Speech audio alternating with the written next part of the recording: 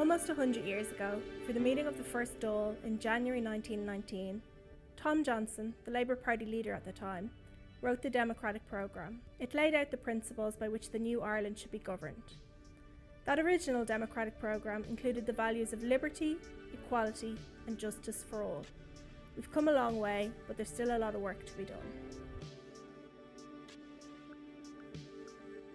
A future fairer Ireland is, I believe, an Ireland where every child has an equal opportunity to reach their own potential, regardless of the circumstances of where they're born, where they go to school, what their parents do. In Tom Johnson's day, there was no European Union, and our relationship with the rest of the world was very different. The original document talks about international trade and international cooperation on workers' rights. But climate change and other global environmental issues were unheard of, and they couldn't have imagined then that Ireland would become a country rich enough for people from other nations to immigrate to. I want to live in an Ireland where everybody is entitled to a safe home, regardless of citizenship status, relationship status or employment status, and where measures have been taken to avoid any future housing crises. I want to live in an Ireland where, when people are sick, that they can access healthcare when they need it and not have to wait months and years to access vital healthcare. I want Ireland to be a republic that embraces equality, civil liberties and economic prosperity. And I want it to be a country that's internationalist in focus. I think that we should work with our partners in Europe to address the major global challenges of climate change, of conflict, and to do what we can to help displaced peoples wherever they may be. I would like to see an Ireland where people in both rural and urban areas have the same opportunities, where people don't have to commute 4 hours a day to get to work or pay extortionate rents up in the city. I would like an Ireland where people have the highest quality of life and can truly live their happiest lives. A workers' republic would be one in which workers would have access to decent wages, and decent wages is more than the minimum wage. It's at least a living wage. They wouldn't be in jobs with 0-hour contracts or at the behest of employers on if and when contracts. They'd also be able to join a union and not have fear in joining the union. They'd be able to access collective bargaining. Their union would be recognised by employers. And generally we would have, good industrial relations in the country to ensure workers have access to decent working and living conditions. Although we've made advances as a Labour Party and a Labour movement over a century, we've so much more to go. Now is our opportunity. We can create a new republic, a republic where everybody is equal, everybody has opportunity, but that means a strong Labour Party.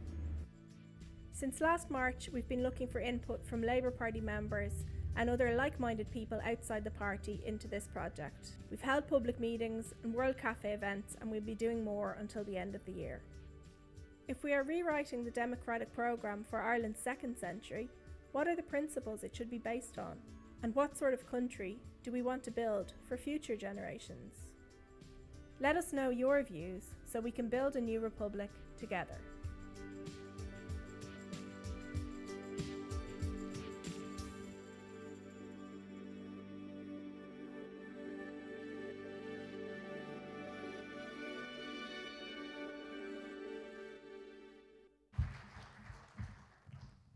So now, comrades and friends, I formally declare our conference open, and I want to invite Fionnuala Richardson, Chair of Standing Orders, to move Standing Orders Report number 1. Fionnuala.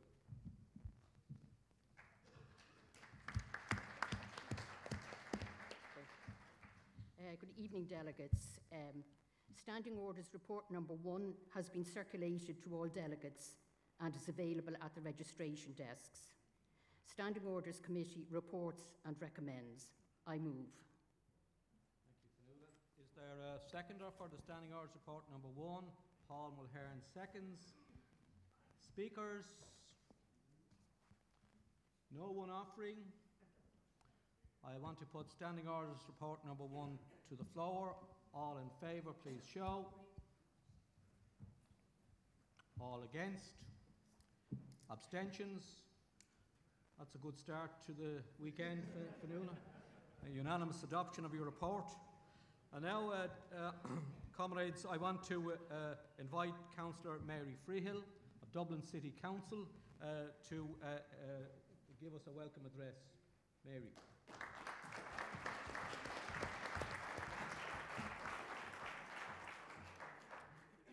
Comrades, thank you very much, Jack.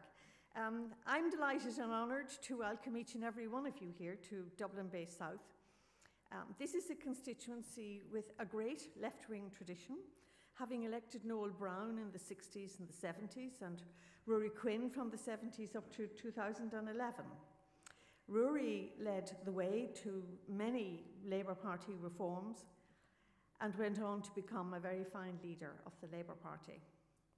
Recently, Kevin Humphreys was the proud successor to Rory, and we are confidently looking forward to Kevin re-winning the Labour seat here in the next general election.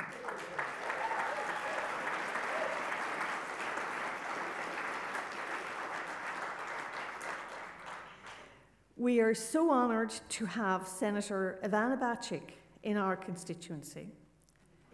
We are all so indebted to her for her enduring leadership and campaigning, along with many party members over many years, that got the 8th Amendment across the line.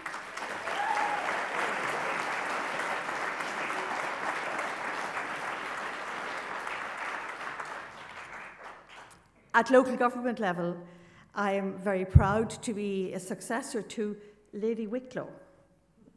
There was a Labour Party Lady Wicklow in this area. Back in the 60s, she did exist. She was Eleanor Butler, who was a very, very fine Labour Party councillor, and she made some very important contributions to politics, and she was responsible for the establishment of the Glencree Reconciliation Centre.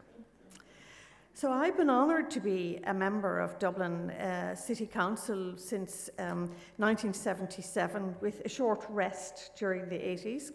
I have represented all 3 different local election areas within the Dublin Base South area at different times. So we're looking forward to the election next May. In my case, I represent Dublin 6 and Dublin 6W, and we're now delighted to have a new area added up as far as Crumlin, and I'm really looking forward to becoming more familiar with that area. So my colleague, Dermot Lacey, who is leader of the Labour group in Dublin City Council, we will work hard to hold our seats. We're delighted to be joined by Kevin Donoghue, who is a candidate in the South Inner City area of the constituency, and he's already making a very impressive impact, and we are very confident that Kevin will rump home in May next.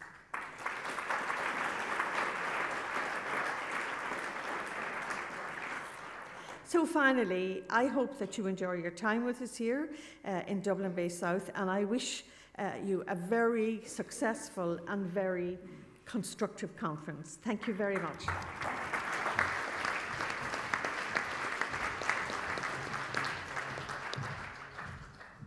Thank you, Mary, and good evening, comrades and friends. It falls to me to say a few words by way of chairperson's address. So make yourself comfortable, because this will take a while. I want, first of all, to welcome you all to our conference, which is taking place against the background of the most serious threat to the gains made by working people across Europe and indeed the developed world since the Second World War. And of course, as we know, this arises in the context of the unfolding of a globalization for the rich and exponentially growing inequality, and the implosion of the neoliberal project back in 2008, and the brutal austerity agenda which played out in many countries as a result. And of course, it is no great accident that the combination of the alienation of tens of millions of working people in the context of that scenario, allied with the fragmentation and confusion on the left, has resulted in a situation in which the franchise on hope is increasingly slipping into the hands of those on the ultra-right with their pernicious, toxic coction of race hatred and white nationalism. There There are echoes of the 1930s in what is playing out these days. And of course, no one in this room needs convincing as to the danger that all of that poses and where it ultimately played out to its ultimate conclusion back in the 1930s. Because as the impact of the greatest conflagration in all of human history is erased from the collective memory, people are not so alert and aware of the dangers of the simplistic formula offered by the ultra-right. We on the social democratic left have been greatly discredited as a result of the strategy of participation, most often in a minority role, in governments dominated by the right, in order to mitigate the austerity agenda and to try to plot a course to a more sustainable future. And I have to say, delegates, that we've all had the experience of the consequences of it here. It's not so easy to decide when the issue presents either, by the way. I remember clearly back in February of 2011, in the light of the result of the then general election, when I was president of the Irish Congress of Trade Unions, with responsibility in one way or another for about 800,000 workers and their families. We had come through the experience of the collapse which was brought about by the policies of the Fianna Fáil party. We had come through the experience of their National Development Plan in September of 2010, which envisaged the pension cuts, which envisaged the social welfare cuts, which envisaged the privatisations, which envisaged the introduction of the property charges, and indeed the water charges. Because whereas it's believed by a great many people that this repugnant recipe was imposed by the Troika, all they did actually, in reality, in October and November of 2010, was to rubber stamp the formula which had already been outlined by the Fianna Fáil government in return for agreement to fund the country. And we had been through the experience as well of our efforts to win a mandate for a better, fairer way, which envisaged a longer adjustment period than that outlined in the memorandum, so that growth would do more of the heavy lifting, which envisaged the creation of the Strategic Investment Bank to leverage money into the economy for productivity-sustaining projects, and which envisaged as well a fair distribution of the burden of adjustment as between those who could afford to contribute most and those who could bear the burden least. And we had been through the experience, delegates, of our failure to win a mandate for that agenda, which was subsequently played out as being about broken promises. It wasn't about broken promises. We sought a mandate for a better, fairer way, and we failed to get it. And so we were confronted with the victory of Fine Gael in the 2011 election. They came within a hair's breadth, as you will all remember, of an overall majority. And let there be no doubt, delegates, because I read it from cover to cover, their manifesto differed only from that of the recipe of Fianna Fáil and the Troika, to the degree that it was more brutal still. And I in that situation, at that time, had my decision to make as a member of this party as to which way we would go. And we had no doubts as to how bad it would be. We had no doubt as to the degree which we would suffer if we went into that government. But I could not, delegates,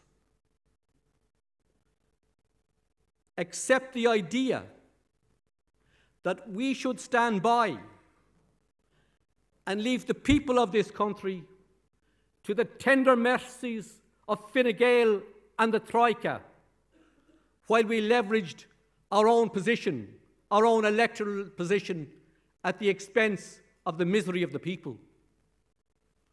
I would not wish to be a member of a political party or a movement that would indulge in such a thing. And the overwhelming majority of delegates at that conference on the 6th of March decided similarly. And that is what happened. And as we all know, the history of it played out so that we ended up, notwithstanding all the mistakes we made, we ended up ensuring that the basic infrastructure of our social welfare system was maintained, even to the degree that there were no cuts in basic rates. We managed to ensure that we lost virtually nothing of our strategic state assets, despite the fact that Fine Gael had promised in its manifesto to sell them all. And we ensured as well that the minimum wage was reinstated and increased twice, and we ensured that the laws which protect hundreds of thousands of workers, more than 250,000 workers at this point today, were not only maintained, but reinstated, not once, but twice, after they were struck out by the courts. And it is an acknowledged fact, delegates, at the level of the International Trade Union Confederation, that this country of ours is still the only country in the world where legislation was enacted to strengthen the collective bargaining rights of workers, albeit insufficiently, against the background of the collapse of 2008, when they were being dismantled across several countries across the world. So that, in fact, was our record in that administration. And ironically, we find ourselves today in the curious situation that working people, many working people, dislike us because they believe we betrayed them. And the speculators and the capitalists dislike us because they know that we didn't.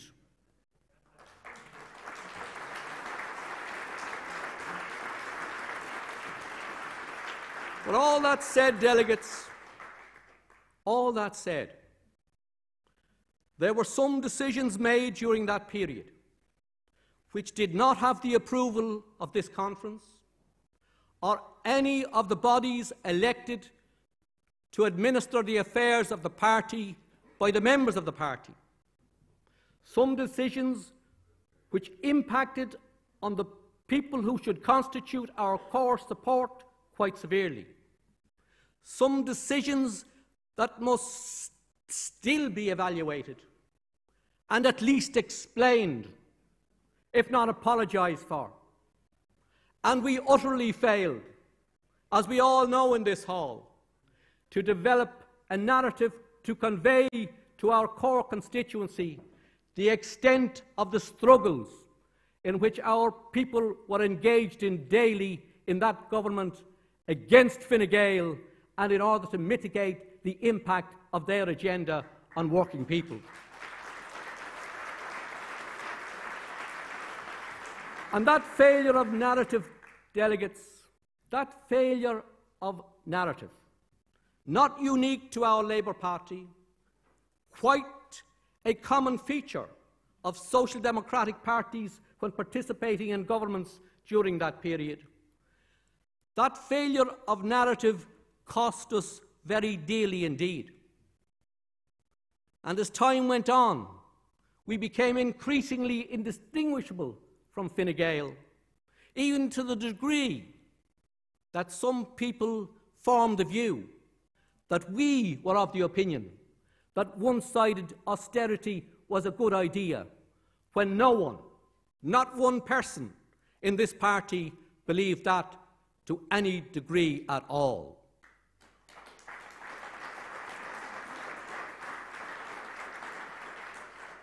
And it did seem, I have to confess, that some of our people forgot the fact that the great majority of the people who voted for us in 2011 didn't actually vote for us to save Ireland.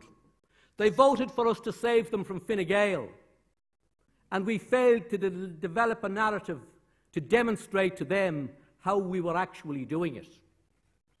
And there's a fundamental lesson in that, because it's not a coincidence. It is attributable to certain ideological weaknesses which had developed in our party and which still remain to be addressed. And they are not unique to our party, because they occur otherwise in the social democratic movement across Europe and across the world. And we should not be afraid to evaluate our record and to correct our mistakes and to make our explanations, and where necessary to apologise to the people for the mistakes that we made. Because we have a more fundamental task as history unfolds. But be that as it may, we all know in this room that the so-called recovery, which has now come about, for which the Fine Gael party has gained the credit, is not due to Fine Gael, is not due to the Troika, is not due to austerity, but it is due to the sacrifices that the people made. And the people did not make those sacrifices so that things would be as they are. The people did not make those sacrifices so that in one of the 10 richest countries in the world, which now enjoys one of the most rapidly growing economies in Europe, into the 5th year running, that we would have 10,000 of our people homeless, including more than 3,000 children, as we approach the centenary of the democratic programme upon which the War of Independence was fought, or that we would have 100,000 people languishing on housing waiting lists, or that a quarter of our population would be threatened by poverty, and nearly a quarter of those who are at work are paid less than 60% of the median wage. The people who made the sacrifices that brought about the recovery did not make them for this to happen. Our young people in particular, delegates, are afflicted, are the victims of the coincidence of two phenomena. And if you think about it, there are no good statistics for the number of people who are at work who are on insecure, precarious contracts. But it is well known that even as we approach so-called full employment, it is still higher than the 22.5% who are paid less than 60% of the median wage. And this is particularly so in relation to the people who are under 35. Eurofound produced a report, albeit based on 2015, which actually concluded that 46% of the people under the age of 35 who are at work are working on what they deemed non-standard contracts of employment. And these people who are the victims of that phenomena, you can rest assured, feature prominently among the 1/3 of our households who rent their accommodation in an ever-escalating market where prices are rising at multiples of the rate of inflation and multiples at the rate of increasing wages. So here we have the coincidence of two phenomena about which nobody speaks. And you can bet your bottom dollar that the people who made the sacrifices which brought about our recovery, for which Fine Gael has claimed the credit, did not make them so that things would be as they are in one of the 10 richest countries in the world as we approach the centenary of the democratic programme.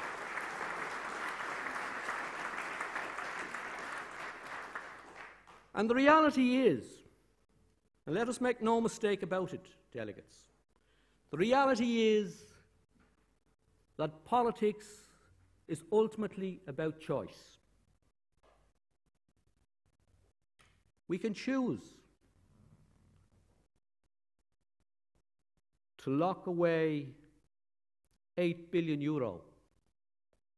in a rainy day fund against the possibility of something that might happen in the future. And it might, by the way. We don't deny that it might. Indeed, as Yogi Bear said, it's very hard to make predictions, especially about the future. But the reality is that the choice that we're making against the possibility that this €8 billion might be able to deploy it in the event of a future downturn, which incidentally is highly questionable given EU rules. But the choice we are making is to ignore the plight of 100,000 households languishing on housing waiting lists. Because, as the Labour Party has pointed out, by using that money, we can establish a fund to build 80,000 houses over 5 years without increasing taxation by 1 single cent.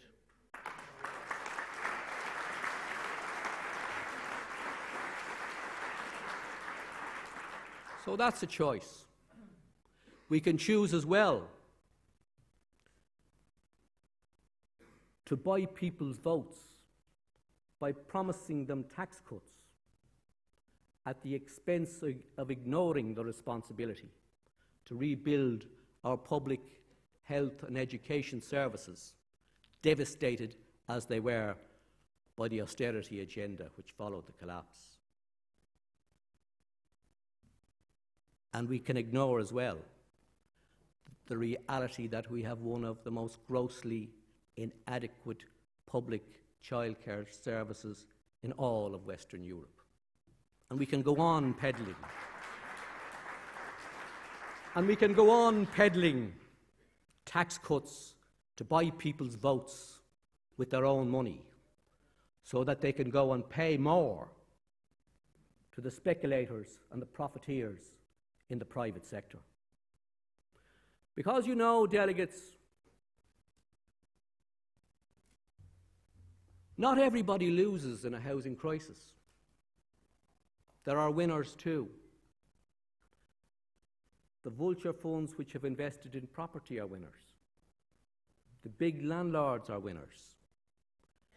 The speculators are winners. The landholders are winners. and they won't be voting Labour. You can rest assured of that. But the choice is that if we go in the direction that serves their interests, we are condemning 100,000 households to languish further still on housing waiting lists, and we are facilitating the effective robbery of all the people who are trying to put a roof over their heads, whether they are trying to buy a home or trying to rent accommodation. They are the stark realities of the consequences of the policies that are being pursued today by the right-wing axis that collaborates in the government of our country as between Fine Gael and Fianna Fáil. But thankfully, there's good news on the horizon, because as a result of the sacrifices the people have made, we now have the capacity to address all these major concerns. We can solve the housing crisis in 5 years. We can't solve health and education and childcare in 5 years, but we have the capacity to make significant progress on rebuilding them all. And we can legislate without costing anything at all for full collective bargaining rights for all workers. And let us be clear on this, that collective bargaining rights for the great majority, not all, for the great majority of working people are the key to determining whether they have a decent job and a decent income and the prospect of a decent life or not. And the reason, delegates, is because the process of collective bargaining takes place at the point where the benefits of output are distributed and where jobs are designed. And you can map every society, every industrial society, where the condition of working people has diminished. You can see the decline of collective bargaining which precipitated it. So it won't be popular, because the only people who really get it are the people who are absolutely opposed to it, who thrive on the exploitation of others. But it is absolutely critical that we ensure, as we approach the centenary of the democratic programme, that working people in Ireland have the right to combine to bargain with their employer, which is a right which is enjoyed by most workers across the continent of Europe in one way or another. And so we can do all that. But an issue presents, and it's an issue we have to face up to. And it's not unique to us in Ireland, but it's particularly acute in Ireland. And that is this: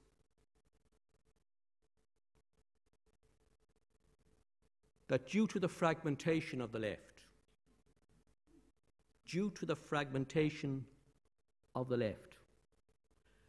the potential to achieve the significant strategic shift in the direction of the aspirations of the people who drafted the democratic programme is utterly compromised. It is all very well for us to manoeuvre for the advantage of our organisations, to promote our individual ambitions and our individual agenda. But what, delegates, while all of that is playing out, what about the people whose interests we were founded to serve? What about the people languishing on the waiting lists, or the people who are homeless, or the people who are queuing because they can't pay for health care? While we engage on the left in this endless exercise of going around in circles,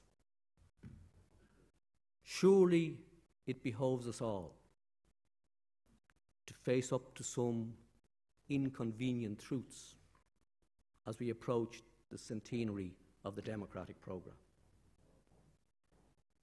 Surely it's time to prioritise the people and to find ways of ensuring that the interests of the people are heard.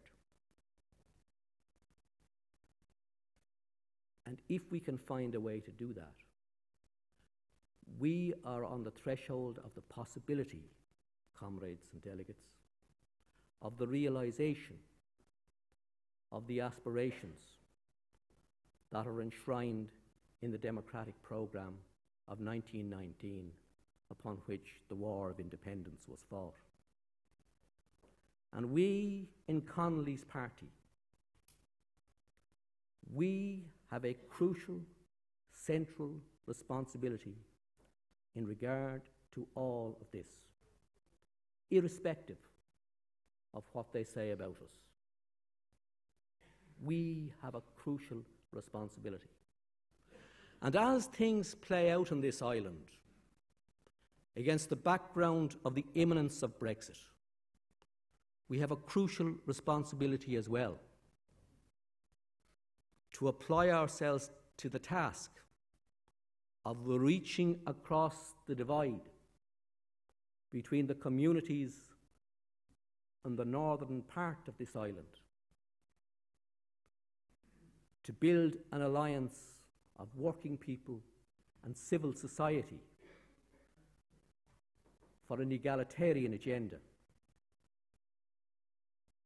And so, delegates, if, as appears to be the case, people in the SDLP are in the process of deciding to throw their lot in with Fianna Fáil, we in Connolly's party must stand ready to link up with people on both sides of the community, in the trade unions and the civil society organisations in the north, and with our comrades in the UK Labour Party to organise labour across the border again.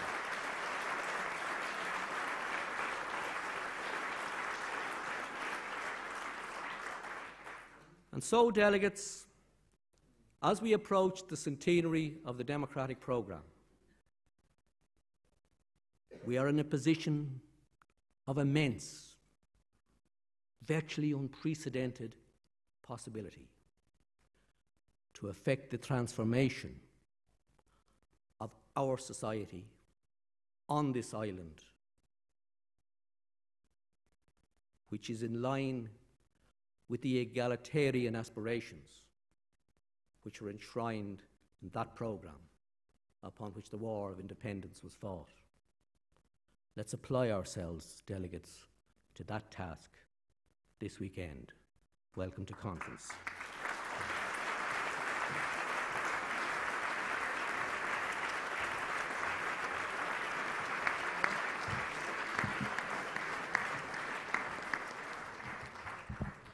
Thanks, delegates. 5 minutes over, nonetheless. Yes, 5 minutes. So now I want to invite our National Treasurer. No, sorry, my apologies.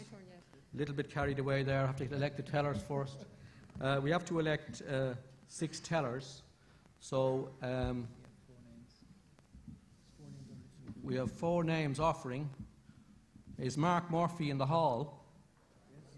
Where's Mark? So you're willing to do it, Mark? Is there a mover for Mark? Proposed by Mary Freehill, seconded by Senator Ivana Bacek. Well, we might have too many now, just a second. We've Kieran Ahern. Kieran in the hall. Not a good start.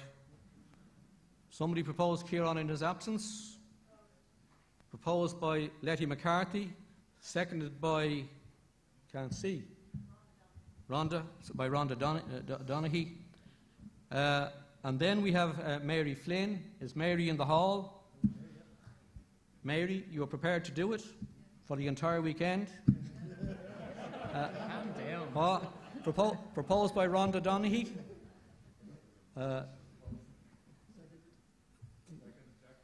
Seconded by Senator Humphreys.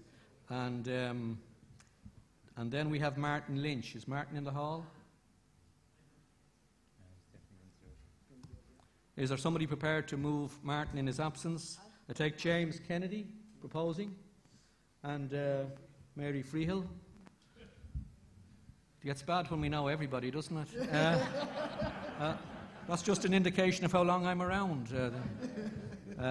So we have Mark Murphy, Kieran Ahern, Mary Flynn, and Martin Lynch proposed as tellers. Is that adequate? Oh yes, we have. Yeah. Okay. So would somebody move nominations closed? Moved by Sean Sherlock, seconded by George Eustace. Is that agreed? So our tellers are Mark Murphy, Kieran Ahern, Mary Flynn, and Martin Lynch, and the chief teller is Dermot Lacey. Yeah. John, yeah, okay. Okay, so that's that. And now Brian, I was usurping you there. I call on Brian McDowell, our General Secretary, to give his report to conference.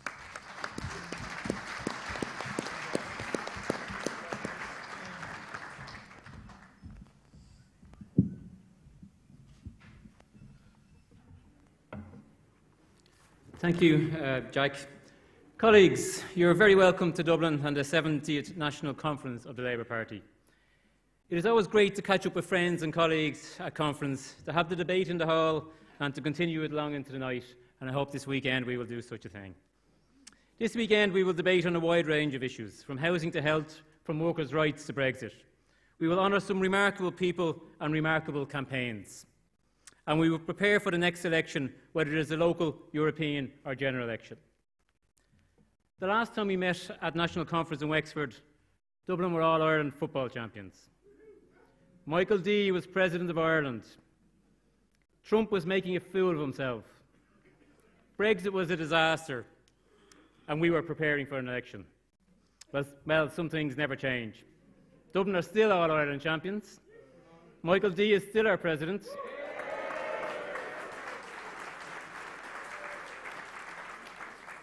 Trump is still making a fool of himself, and Brexit is still a disaster, and guess what?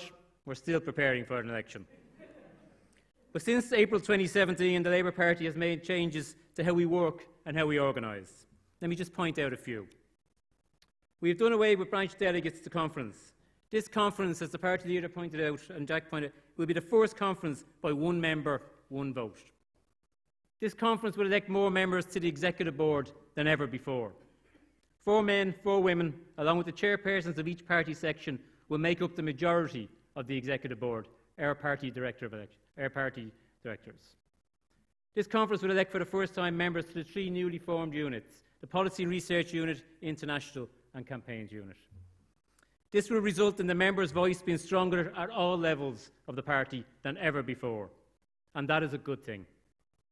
Building a movement from the ground up must be and is our goal. Volunteerism returning to the centre of how we are organised must be and is our goal. Building an inclusive campaigning party must be and is our goal. There have also been changes to personnel in Labour head office. Kirsty Hannafin, Caroline Winston and Scott Reddenbow have left for pastures new. In Leinster House, Neil Ward and Stephen Nolan have taken up different challenges. I wish them all the best in their new positions, and I know they will continue to support the party in any way they can, and as you know, a number of them here tonight. Thank you. Annie Hoey, Aidan Blackwood, Carol Hayden have joined the team in head office, whilst Nat O'Connor has joined the team in Leinster House.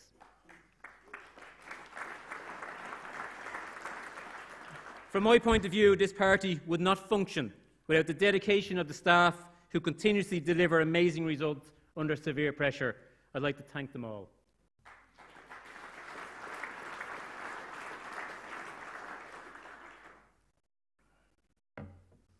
We are all members of the Labour Party because we want to change Ireland for the better. As a party, we are changing, and as a political force, we continue to bring about change. Repeal the 8th. My thanks again go to Labour women for their work and perseverance, both within the party and externally, for many years to ensure that this was at the centre of Labour policy and at the centre of political debate and discussion in Ireland.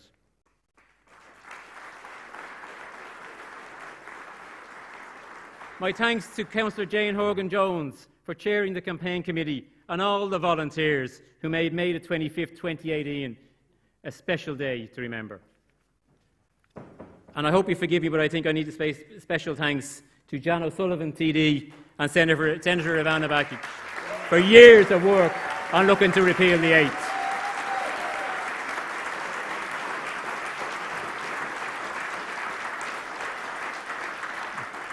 You deserve our thanks and indeed the thanks of the Irish people. Let us be clear that this was kept on the agenda by them when others didn't care. A president who always does us proud. A presidential campaign that was Labour. Our president, who was a Labour senator, a Labour TD, a Labour minister and a Labour presidential candidate. An election which was staffed and run by Labour people and with Labour members canvassing and knocking on doors all over the country. Well done to you all.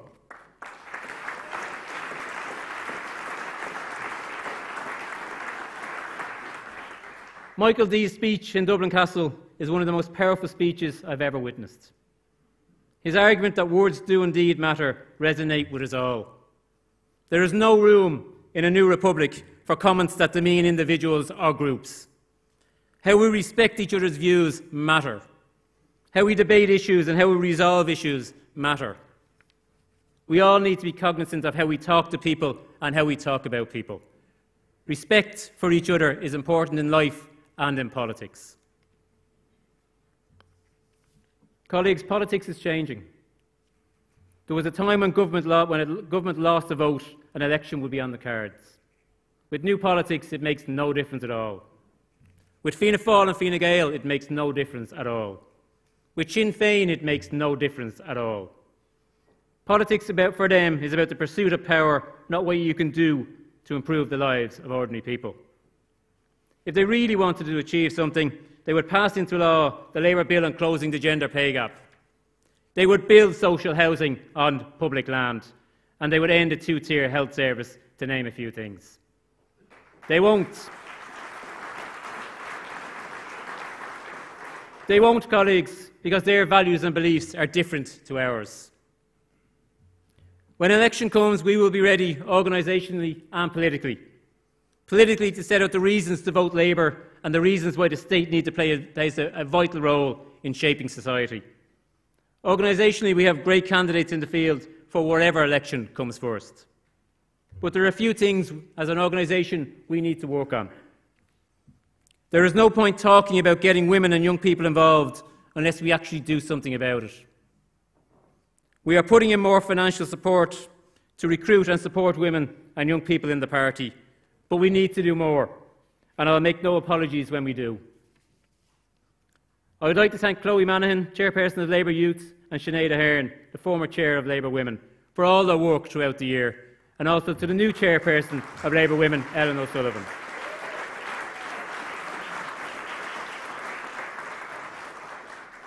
Without volunteers like Chloe and Sinead, we could not do the work that is necessary. Colleagues, we are a more democratic party. New standing orders for local elections gives the control back to the membership. New units will give the members more say. More members of the Executive Board will give members more input.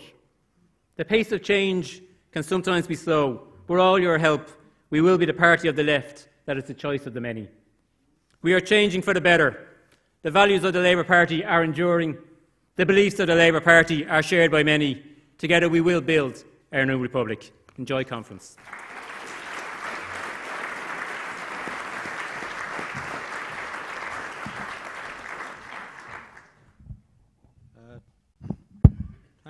Thank you, Brian. And now Gina,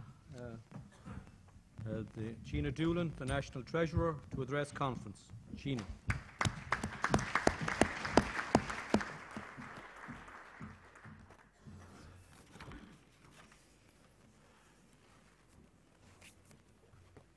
Chair, delegates.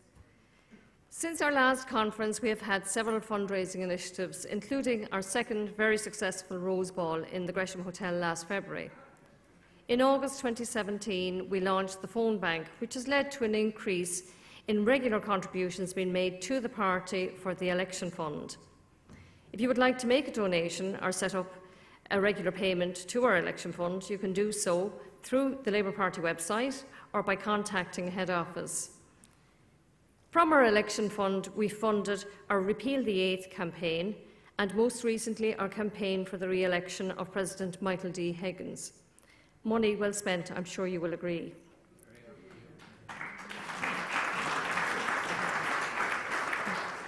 Thank you. In conjunction with these campaigns, we ran successful appeals for donations to each of these campaigns, which helped defray some of the costs.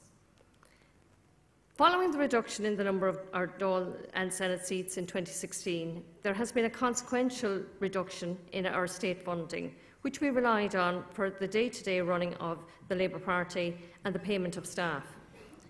While we do not have the same income, we are working within our budgets. We set in line with our current state income, and our finances remain in good health due to prudent management. We are continuing to search for a suitable building to purchase that will accommodate our staff and be accessible for members. We have ring-fenced the sum of €200,000 as a deposit from the sale of Ely Place, and this has been approved by the Executive Board. In 2019, we are facing the local elections, European elections and the possibility of a general election. In order to ensure that we can fund these campaigns, we are depending on the contributions made by you, our members, through your membership fees, branch affiliation, constituency contributions, and also the contributions made by our elected representatives. In order to ensure success in getting our message across to the voters in the local and European elections, we need to keep up our fundraising activities so that we are able to finance information leaflets, advertising, posters, and so on. All monies received from members go into our election fund and is only spent on elections and referenda. While political parties are sometimes criticised for spending on posters and advertising, let us not forget that this spend goes into the Irish economy. It is not just at national level that fundraising is important, but also at local level. It is important that branches and constituencies build funds in order to help their local and general election candidates, and especially first-time candidates, for the local elections in 2019. Local organisations should explore ways of fundraising which allows members who have the time to spare to participate in fundraising activities. Organising a race night, auction or musical event are good examples of such activities which can yield good returns for time spent in organising them. The additional value in fundraising activities can result in keeping contact with supporters who may not be interested in being actively involved in a branch, and also bring together members of different branches in the constituency. It is also a way of reaching out to past and to potential new members. I would like to thank the members of the Finance Committee for their help over the past year and a half. Every member has made an important contribution and been of great assistance to me. In these challenging times, I am conscious of the need to come up with new ideas in order to broaden our income base. Along with the Finance Committee, I am looking at several fundraising ideas at present, which I hope you will support. I would also like to express my appreciation of our hard-working staff in head office, both past and present, in particular our General Secretary, Brian McDowell, and Margaret Burns, our Financial Administrator. Lastly, may I thank you, our members, for electing me for another term as National Treasurer. I look forward to working on your behalf. Thank you, delegates.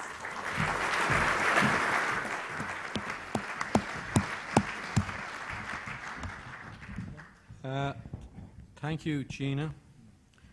And I now want to call on the party leader, Deputy Brendan Howland TD, to address conference. Brendan Howland.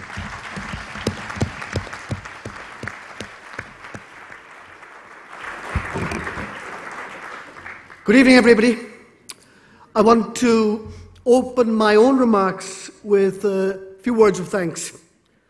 I want to thank our hard-working staff and the very many volunteers who have worked tremendously hard to mount this conference this weekend and to run the supporting events that will sustain us, I think, into the small hours of tonight and tomorrow night. I want to thank Dublin Bay South for hosting us, Mary Freehill, Councillor Mary Freehill, for her words of welcome, and Councillor Dermot Lacey, and also Kevin Donoghue, who Mary has already said will be running for us in the local elections. And of course, my colleague, Senator Kevin Humphreys, whom I am very confident will be joining us in Dáil Éireann after the next election.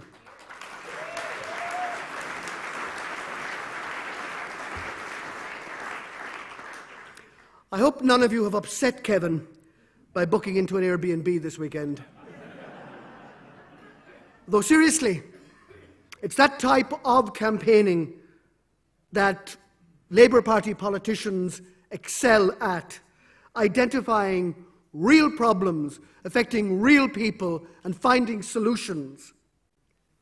For 2 years, Kevin has campaigned to regulate short-term lets, and finally, the government has heard him and is acting on his recommendations.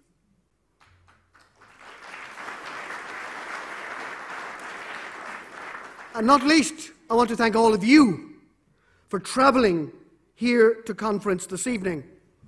I know that travelling across Ireland is more difficult now, with Shane Ross as Minister for Transport. At least I think he's a minister. He's listed, at least, on the government website as one. Although I do recall his claim that he's not responsible for the Bus Connect system. And apparently, he was planning to make a submission on it to himself. It's just one example of how the current government is, in fact, a shambles. There's only one positive fact, I suppose, about Minister Ross being Minister for Transport, in that he isn't Minister for Housing or Minister for Health. And which is worse, housing or health right now? Yesterday, Micheál Martin and Leo Varadkar's teams were negotiating more years of so-called confidence and supply. But who would have any confidence in this government? What have they delivered?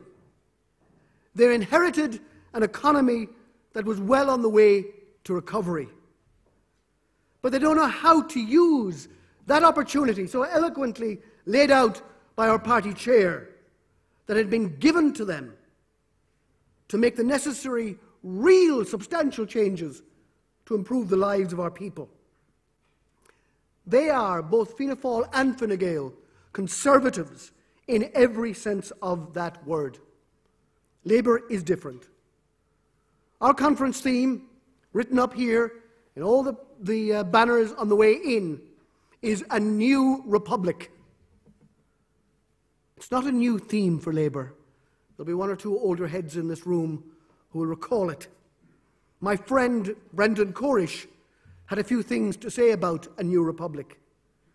It was his vision, and it is our vision. It is Labour vision of what a real republic might look like. Labour's optimism for Ireland's future never gets old. We're the party that constantly strives for a better future for all our people. And we don't rest on our laurels.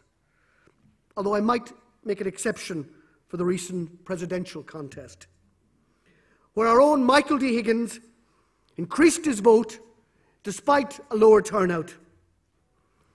I know many people, as the General Secretary have said, in this room and in branches and in labour organisations across the nation campaigned to ensure Michael D.'s re-election. He represents so much that is good about labour tradition: unflinching commitment to his principles, which are our principles, the intellectual capacity to grapple with the complex challenges, the ever-changing challenges that we face as a community and as a society, and genuine concern that you know for the welfare of others, especially the most vulnerable. Contrast that with Peter Casey's Trumpian tactics, grabbing headlines by picking whatever vulnerable group he picks on next to bully.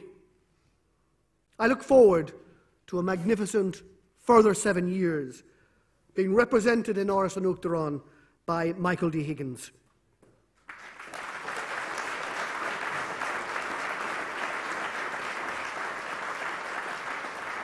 As was said too, Labour was vindicated when the results of the recent referendum came in to remove the 8th Amendment to the Constitution.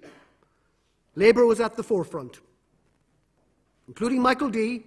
and Mary Robinson, among others, in the Senate, campaigning against putting that restrictive clause into our Constitution in the first place. And I was privileged as a young senator to be among those number. It was the fulfilment of many people's lives' work to see that amendment removed, to allow medical need and women's health be the priority. I too pay tribute to Jan O'Sullivan and Ivana Bacek in particular for their lifelong campaigning on this issue.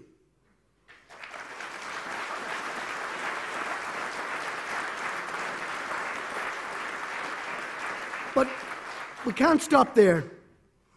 One of the reasons we will hold a special session tomorrow morning on the future of women's health is to map out what needs to be done to protect and improve the welfare of all the women of the nation.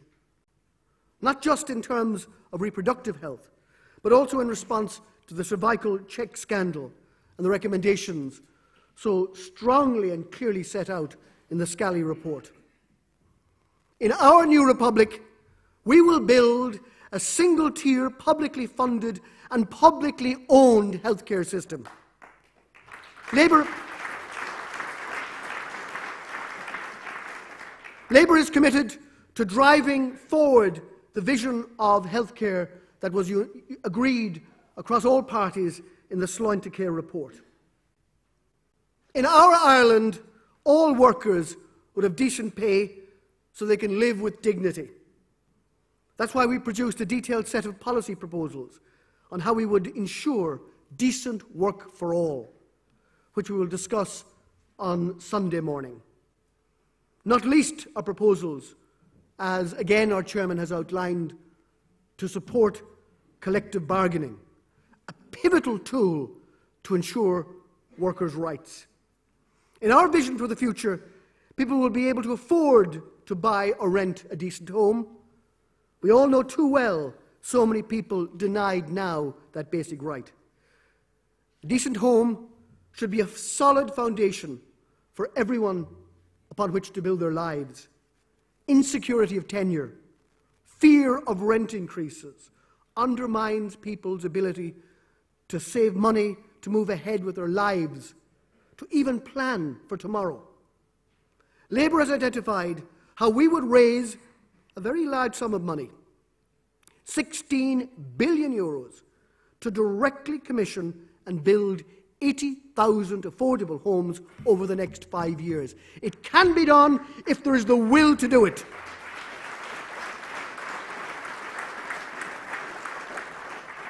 Labour would tighten regulation for private landlords, not give them more tax breaks.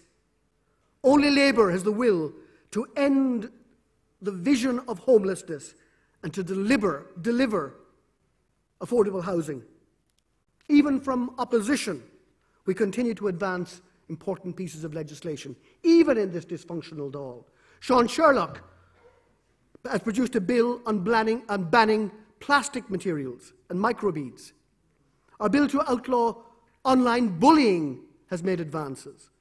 Ivana's bill to advance the gender pay equality agenda have all pushed the government into responding and to take on our agenda.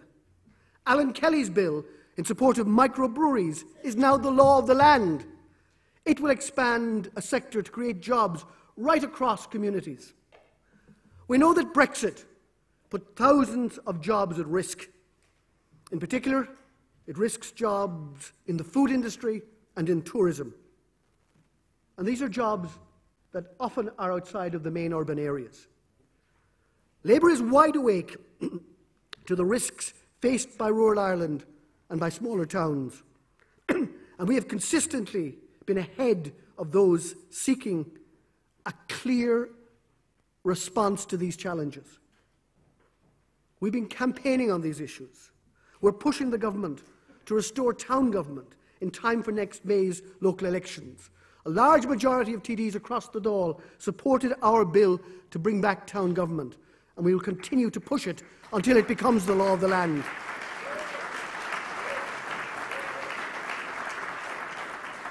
Because Labour delivers at local government level. You can visit any number of local areas and see, finally, examples of social housing being built. Often, social housing actually allocated by Alan Kelly or Jan O'Sullivan and supported and advocated for by Labour councillors on the ground. The record shows that Labour has an impressive record of delivery, far in excess of other parties in local government. But we do need reinforcement. We have a fine selection of new candidates for the local elections. I've travelled to a number of selection conventions already, the most recent ones this week in Tralee, Dublin and Waterford recently. I look forward to travelling to every part of the country as we build up our momentum and campaigns for the local elections. 43 local candidates have been selected to date. We will add many, many more, but let's get them all elected. We have 23 Dáil candidates elected, more to come. We've opened the process to select our European candidates, and a number of excellent contenders have already put their names forward in each of the constituencies for consideration by the membership. So we are ready for whatever election comes next. We're looking to the future of our country. So much has been achieved in the last 100 years. There's been vast improvements in education and health outcomes for our people, but there remains a tremendous inequality. Not everyone has anything like the same opportunities. Wealth is still concentrated in too few hands, and climate change looms as an existential challenge to our very way of life. So, there's plenty for Labour to do. Our vision of a new republic is in tune with the diverse place that Ireland has now become. Thankfully, people will always need decent jobs, decent working conditions. People will need a government system that is neutral with respect to ethnicity or religion, but which delivers services impartially to all our people. Labour has a lot to offer. I'm proud to lead a party that has done so much to advance decent jobs, decent standard of livings, and the life chances of ordinary people. I'm proud of our long-time members who are the backbone of this party, up and down the country, who have kept Labour going in good times and in bad, and I meet them everywhere I go. I'm proud of the many candidates, young and not so young, that we put forward as our torchbearers in all the elections to come, torch carriers for decency, for justice, for equality. United, we have shaped the last century. Let's shape the next one.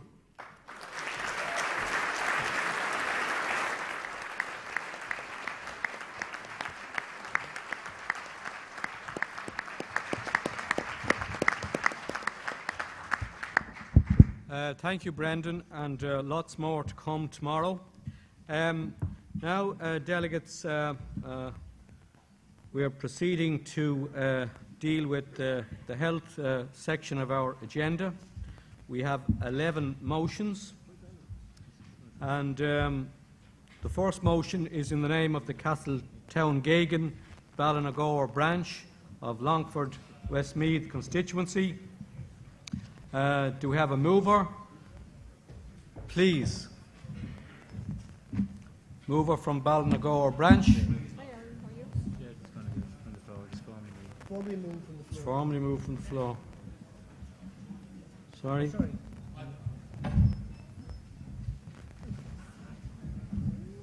Senator Jed Nash. Not of the Westmeath Longford constituency. I'm not Willie Penrose. Willie sends his apologies. I think he's taken down the last of the Michael D. Higgins posters in Mullingar. As we know, Willie has been an incredible advocate for carers during his 2.5 decades in Leinster House. We know that there are 200,000 carers across Ireland, and as we know, many of them are always there, day in and day out, caring for sick, ill, disabled loved ones. And it's not just a case of families depending on them, the state, of course, depends on them too. And the selfless work that carers do in their homes, day in, day out, saves the state at least €4 billion each year. And this puts the value, I think, of carers in our society into a real economic and not just a social context. And I think, comrades, the least that a decent society can do is to recognise that role by providing a non-means tested allowance to those who selflessly put others first. That's what this motion is about. This, I think, should be the mark of a decent society, and not just that, but this motion seeks as well to put other important rights for carers across our society on a legislative footing, to put them in law, to codify them in law, to make sure that we have a floor of decency for those in this country who support people in their homes day in, day out, 24/7. I move the motion. Thank you. Thank you, Chair. Is there a seconder? Is it formally seconded? Seconded by Letty McCarthy. Now we have a motion number 2 in the name of Donabate Branch in Dublin Fingal constituency. Tony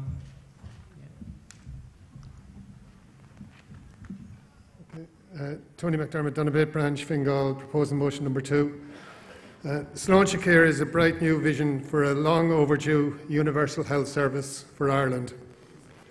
The Childcare report aims to establish a universal, single-tier health service where patients are treated on the basis of health need, not on the ability to pay.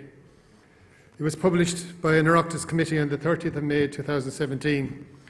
The publication followed a hard-won, cross-party political consensus. The main strategy is to separate public and private resources by phasing out private care in public hospitals and to shift usage from expensive hospital care to more cost-effective community care. An EU-wide report published today confirms that Ireland is unique in the EU as the only Western European country not to have universal health coverage at primary level. Now, Childcare is a 10-year strategy which the report says will require a once-off transitional fund of 500 million per year over the first 6 years.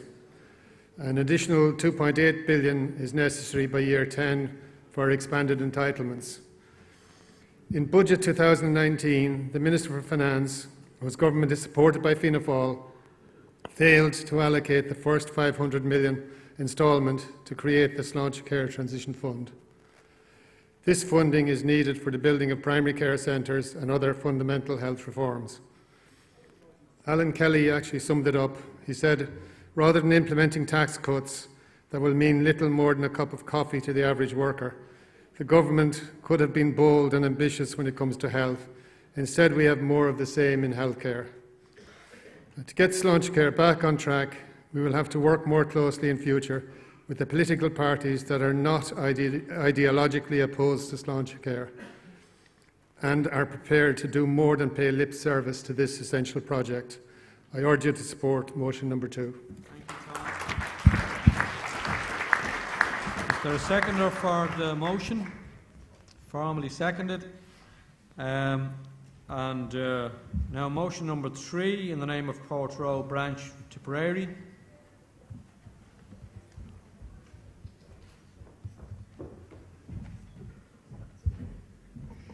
Adrian Hurley, Tipperary.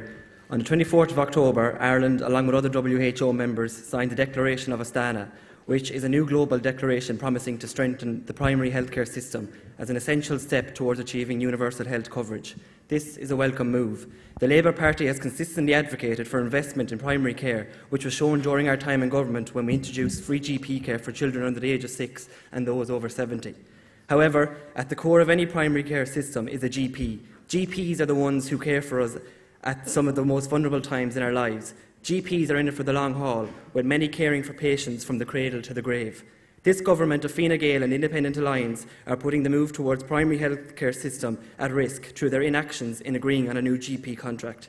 For 2 years, we have been waiting on the Minister to strike a deal. A new contract cannot come soon enough for GPs in Ireland, many of whom are struggling to care for patients under the terms of an outdated contract that was first negotiated almost half a century ago. In an article in the Irish Times last year, one GP said, "The petrol tank is empty, it is starting to splutter and come to a halt, and in some places it is off the road. If something is not done, you won't be able to put it back on the road." The new GP contract must reverse the cuts that were levied under FEMPI on a phased basis and must extend the cover of the contract to include chronic disease management. In our alternative budget, Alan Kelly ensured the party committed $40 million in 2019 to provide for a restoration of fees over 3 years. The government were silent on the funding they were committing.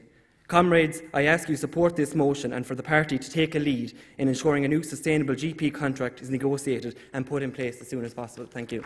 Thank you. Now, is there a seconder for the motion? Formally seconded. And now we move to motion number 4 in the name of Thomond Branch in Limerick City.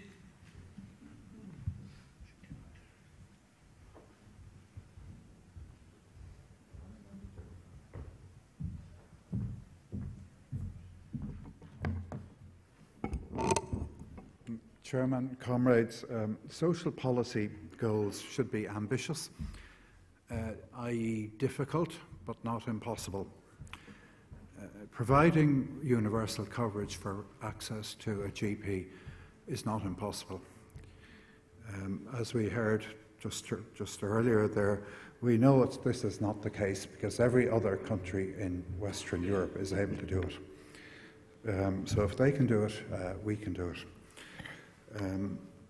Being able to access help when you're sick is perhaps the most fundamental, basic social safety net of all. So we should have that. No excuses, no delays. We should get on with it. Please support motion number 4. Thank you. Well, do we have a seconder for motion number 4? Seconder from formally seconded. And motion number 5 now in the name of Labour Disability. Mick.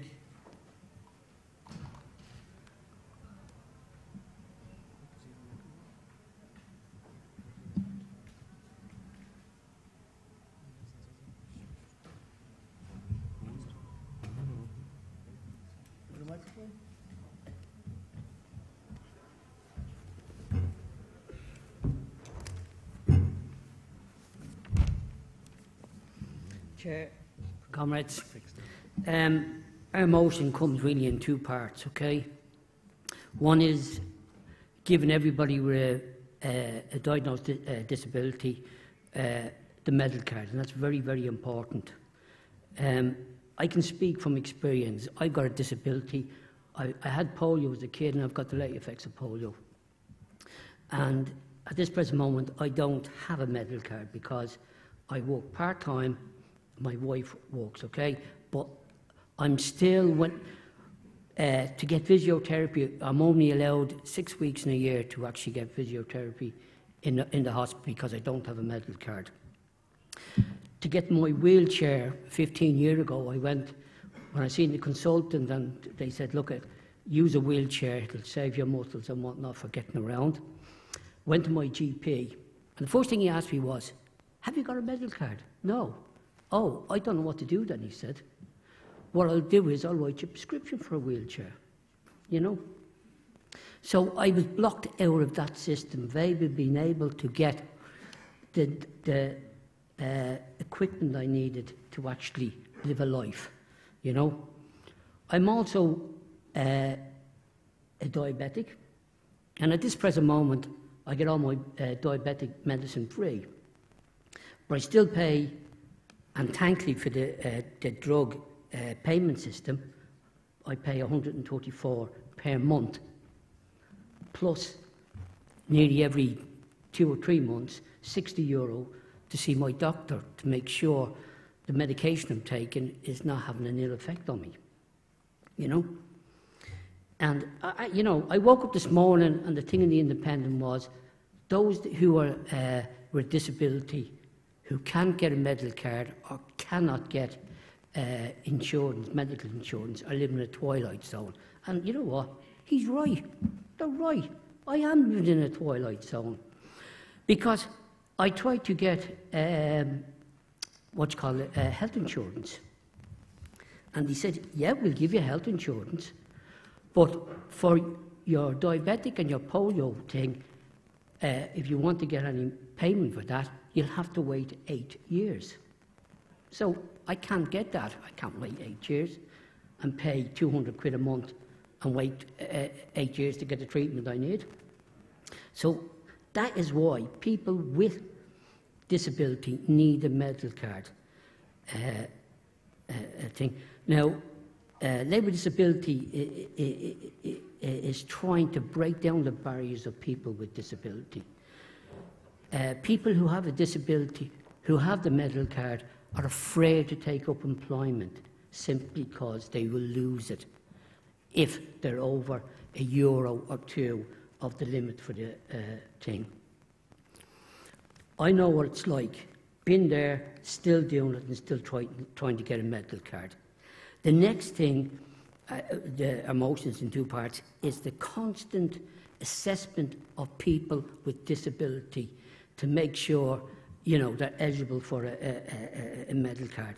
This puts an awful lot of strain on people, worrying if the husband or whoever worked an extra hour or 2, well, that will bring them over the limit, so they lose the medical card. It is all part of our Labour Disabilities cost and disability, and that's where we need. The medical card is a big, big cost, and it's a big help to people with disability to get on with their lives. And I hope you support that motion, please.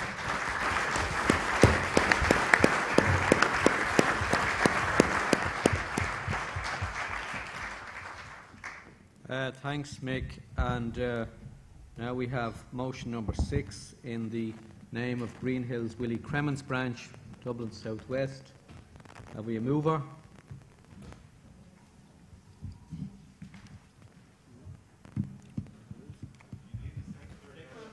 Oh, yes, my apologies, my apologies. Point of order taken. Yeah, John Pratt seconds. Sorry, I didn't call for a seconder for motion number 5. It's formally seconded by Councillor John Pratt. Motion number 6. Have we a mover for motion number 6? I leave it for a moment. Motion number 7 in the name of Clonmel branch in Tipperary. A mover.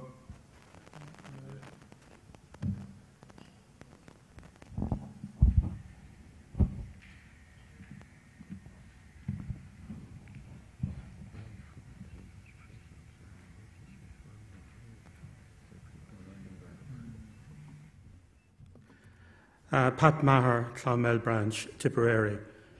Chairman and comrades, conference calls on the government to ensure that the extra resources promised by the government for mental health services are put in place immediately. In spite of investments in recent years, the mental health services cannot cope with the amount of people coming forward to access supports. As of October 2017, just 31% of development posts in the mental health services that were promised in budgets from 2015 to 2017 were actually filled. NGOs in the mental health field believe that the government needs to invest at least another €100 million in the coming year if it is serious about tackling this crisis. This funding is needed now to build staff levels to ensure all service users get access to services when needed. It is needed to invest in primary care psychology services. It is needed to develop 24-hour, 7-day-a-week community-based crisis mental health services for children and adolescents. Comrades, I urge you to support this motion number 7. Thank you. Is there a seconder for the motion? Formally seconded by Robert Dowds. And motion number 8 now, in the name of the Mike Cullen, Louth-Ard branch of Galway West. Have we a mover? You do? A mover, yes? No? Motion number 9, in the name of Clondalk and Rathcoole branch of Dublin Mid-West.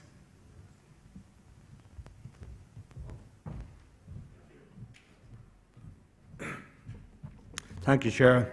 Eamon Drummond, Rathcoole, Clondalkin. I run an active retirement group for men in Clondalkin area. Over 30 people are in it. Do you know how many of them smoke? 2. The same sort of figures you have. That's in a generation. If you went when I was a young fella, that would have been 75% of them would have been smoking. It's the same when you had road traffic. It's gone down from about nearly 600 a year to 200 a year. Why don't we think we need the same type of regulation in regards to gambling in this country? There's an absolute scandal what's allowed here. Think of all the kick-up there was when all the drink advertisement. And look at the advertising that goes on in sports for people. And it's not even a question of, oh, you should make a bet. You're getting enticements. Can you imagine the row we'd have here if you sat down to watch a football match and they said, hey, ring us up and we'll give you a carton of cigarettes and a bottle of whiskey. And yet, to give 5, 10, 20 euros into your account, and the people who are sitting in those accounts, they will put limits if you're starting to win, but if you lose, you're on your own. They can see up in front of them how many bets you make in a day. They can see it escalating, how much you're losing, and yet they're doing nothing about it. They're not allowed to do anything about it. But if you're winning, they have flagged, what they call it, flagged. We need to move on this. Why would we not go and help people, just to help people who have terrible problems in regards to gambling? And everybody in this room, whether they know it or not, knows a person who has a gambling problem. But they're not going around like they're stoned, they're not going to lock. They're straight, stand-up people, but it's a silent killer for families, and you can lose everything in a day. Now, I know that our Minister, health spokesman is very busy, but I hope he gives time not just to pass this, and I no doubt you will pass it, but actually do something about it. Somebody needs to do something to help those people. Thank you very much, David.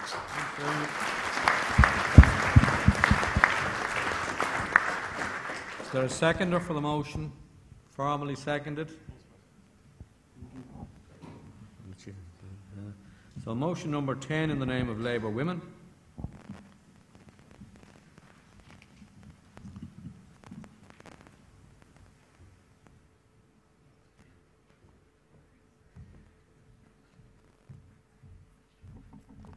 Hi, Ellen O'Sullivan, Chair of Labour Women. The repeal referendum yielded an amazing result in May, and I can see many, many people in this room who played a huge part in that.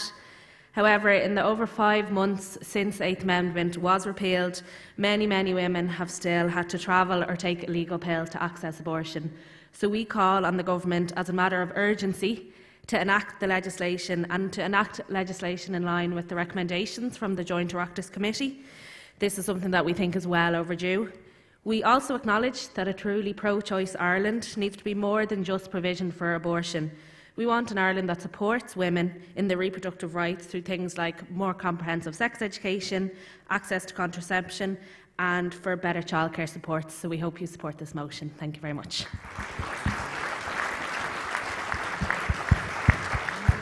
Is there a seconder for motion number 10, formally seconded?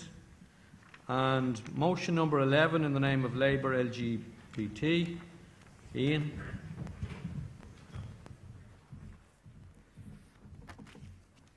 Ian McGahan, Communications Officer of Labour LGBT.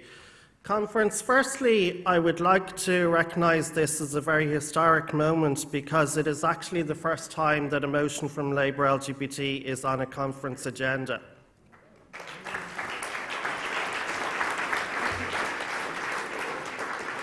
This motion is about PrEP, pre-exposure prophylaxis. PrEP can be used by everyone here in this room, whether you're gay, bisexual, transgender, heterosexual, cisgender, literally everyone. While PrEP is widely available and used, it is also contributing to significant reductions in the number of new HIV diagnoses. In Ireland, HIV diagnosis is at an all-time high, and it's really vital here that it's made freely accessible to all. It's approved for use in Europe and is currently provided through the national health system in France, Norway, Scotland, Wales, Portugal and Belgium. PrEP works by preventing HIV from replicating and establishing an infection in the body after an exposure to the virus. Real-world experience shows us that when it's used correctly, PrEP is actually hugely decreasing the rates of new HIV diagnosis. Since 2016, actually, in Ireland, new HIV diagnoses are at the highest ever recorded levels. This is actually in part due to improvements in diagnosis, but it's also their diagnosis amongst gay and bisexual men have increased dramatically in the last decade. Currently, there are many people in Ireland who would be using PrEP privately, and there is the system that they can access it that the HSE has set up, where they would pay for 60 to 90 euros for a 30-day supply. This motion calls for it to be made freely publicly available. Thank you. Thanks, Ian. Is there a seconder for motion number 11? Formally seconded? Yes, formally seconded. Now, I just want to go back to motion number 6 and motion number 8. Is there a mover for motion number 6 in the name of the Green Hills Willie Cremens branch? Siobhan, you're moving, formally moving. Sorry, is there a seconder? Dennis. Sorry, you're going to. Well, you're going to second it, Pamela. Okay, go ahead, second it, Pam.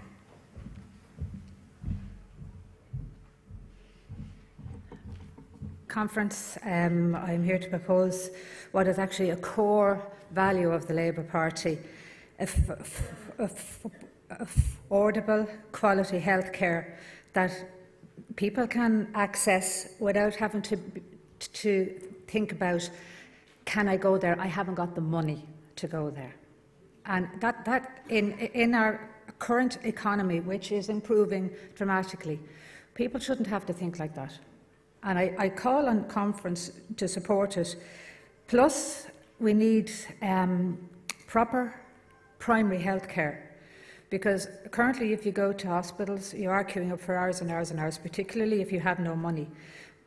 If we have proper primary health care, it means you don't have to go and queue up for hours for small issues. This isn't the type of measure that would cost a fortune.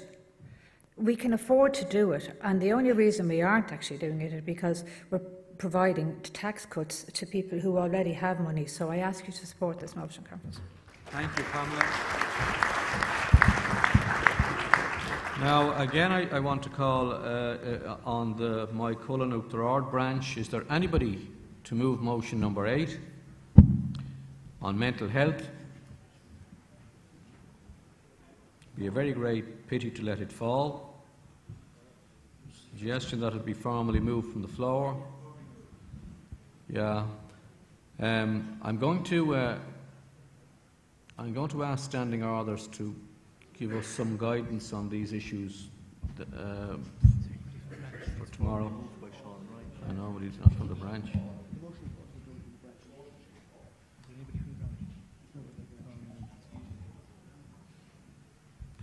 Okay, comrades, there are a few issues arising here in the course of this session which will require some attention from standing orders, and no, it's not even moved. No, it's not moved. It's not moved. I want to the motion falls. I want to call on speakers now on motions number 1, 2, 3, 4, 5, 6, 7, 9, 10 and 11. Any speakers? No speakers offering, so I want to invite... Sorry, yes. Motion 10. James, did you... Motion 9. 10. No, you don't speak on it. He'll take your hand. Meanwhile, if anybody knows anyone from the My Cullen Uachtarard branch, I'd still take it if they get here before the end of the session. Okay, I'll be very brief. Brian Aylward, Northern Ireland delegate. I want to speak strongly in support of motion 10, but I would just ask people in the room not to forget women in Northern Ireland. While there is a very good chance that the new welcome abortion regime will be implemented in the South here by the 1st of January, there will still be highly likely to be a circumstance where the law in Northern Ireland that shall govern abortion will continue to be the 1861 Offences Against the Person Act, and this is unacceptable. We have a circumstance where women from Northern Ireland are still having to go to Britain for abortions, because in Northern Ireland you can only obtain an abortion if there is a serious threat to the life and or health of the mother, and that is unacceptable. I totally support this, but I would ask for your continued solidarity, because we're still in circumstances where women are being prosecuted for obtaining abortion pills online. There's a woman currently being hauled before the courts because she obtained an abortion pill for her 15-year-old daughter. Obviously, this is unacceptable, and she is challenging the decision of the Public Prosecution Service to press charges against her with the support of Amnesty and other NGO groups. And there's also been the recent decision of the courts in Northern Ireland to allow Sarah Ewart to challenge Northern Ireland's abortion laws. And Sarah Ewart, for those of you who don't know, was a person who in 2013 had to obtain an abortion because she got the news that her fetus had a fatal fetal abnormality. Every time this issue has come before the Assembly, the DUP and others have deployed the petition of concern, and I won't go into the details of the petition of concern now, but if anyone wants to come and ask me about it afterwards, feel free to do so, as it would take up all my speaking time. So absolutely support this motion, but we continue to need solidarity from pro-choice campaigners here in the South, But for all of these reasons and many more besides, I still would ask you to support this motion. Thank you.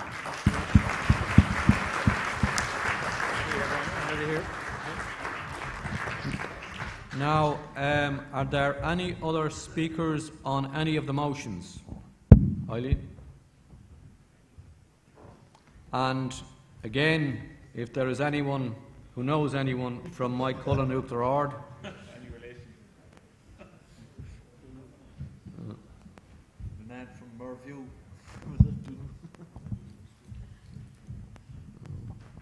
Sorry, this is really just a point of information in relation to the first motion, which I'm fully in support of.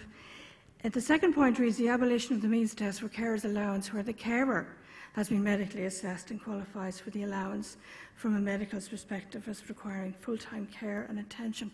To my knowledge, the carer is assessed financially, but the person they are caring for is the person who's assessed medically. So it may be a typo. Just wanted to bring that to your attention. Thank you. Thanks, Eileen. Now, are there any other speakers offering on any of these motions? There are no other speakers offering, so I want to invite the party spokesperson on health, Deputy Alan Kelly TD, to respond to the motions. Thank you.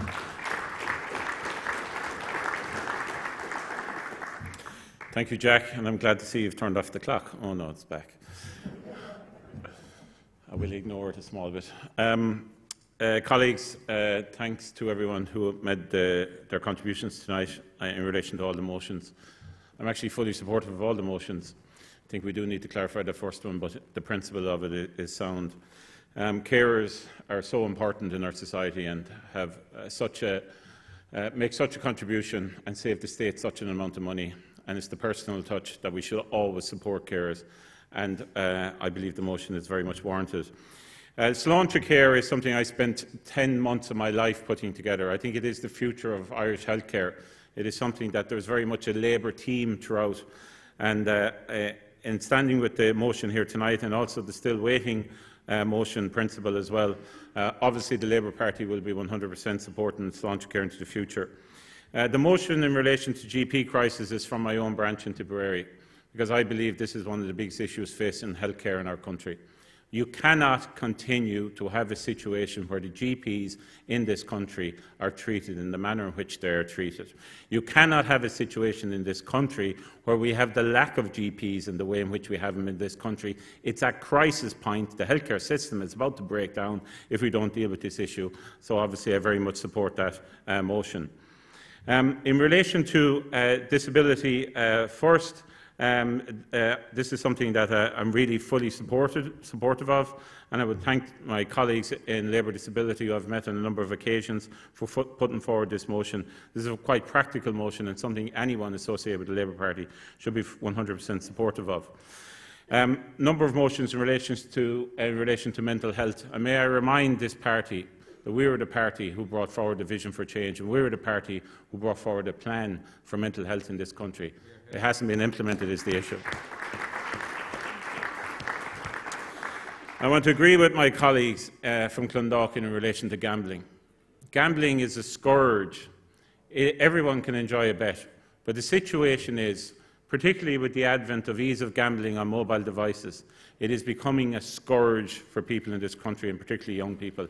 And I've been working on legislation, working with a number of people in relation to this, and something is going to have to be done in relation to dealing with this matter. So I'm 100% supportive of this motion. It's something I take a particular interest in. I know of people who have been affected by this, so I'm glad it's reached the conference floor here.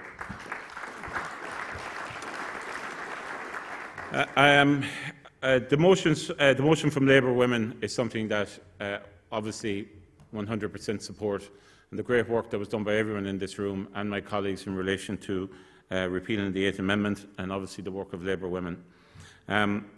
This motion is something that is something very important. I'm obviously next Tuesday beginning the committee stages amendments to this legislation that needs to be brought forward to the Houses of Oireachtas as quickly as possible to ensure that we can have abortions in this country from the 1st of January. May I just take this opportunity, this conference though, to note the absolute barbaric amendments that are being put down by some people who are opposed to this legislation.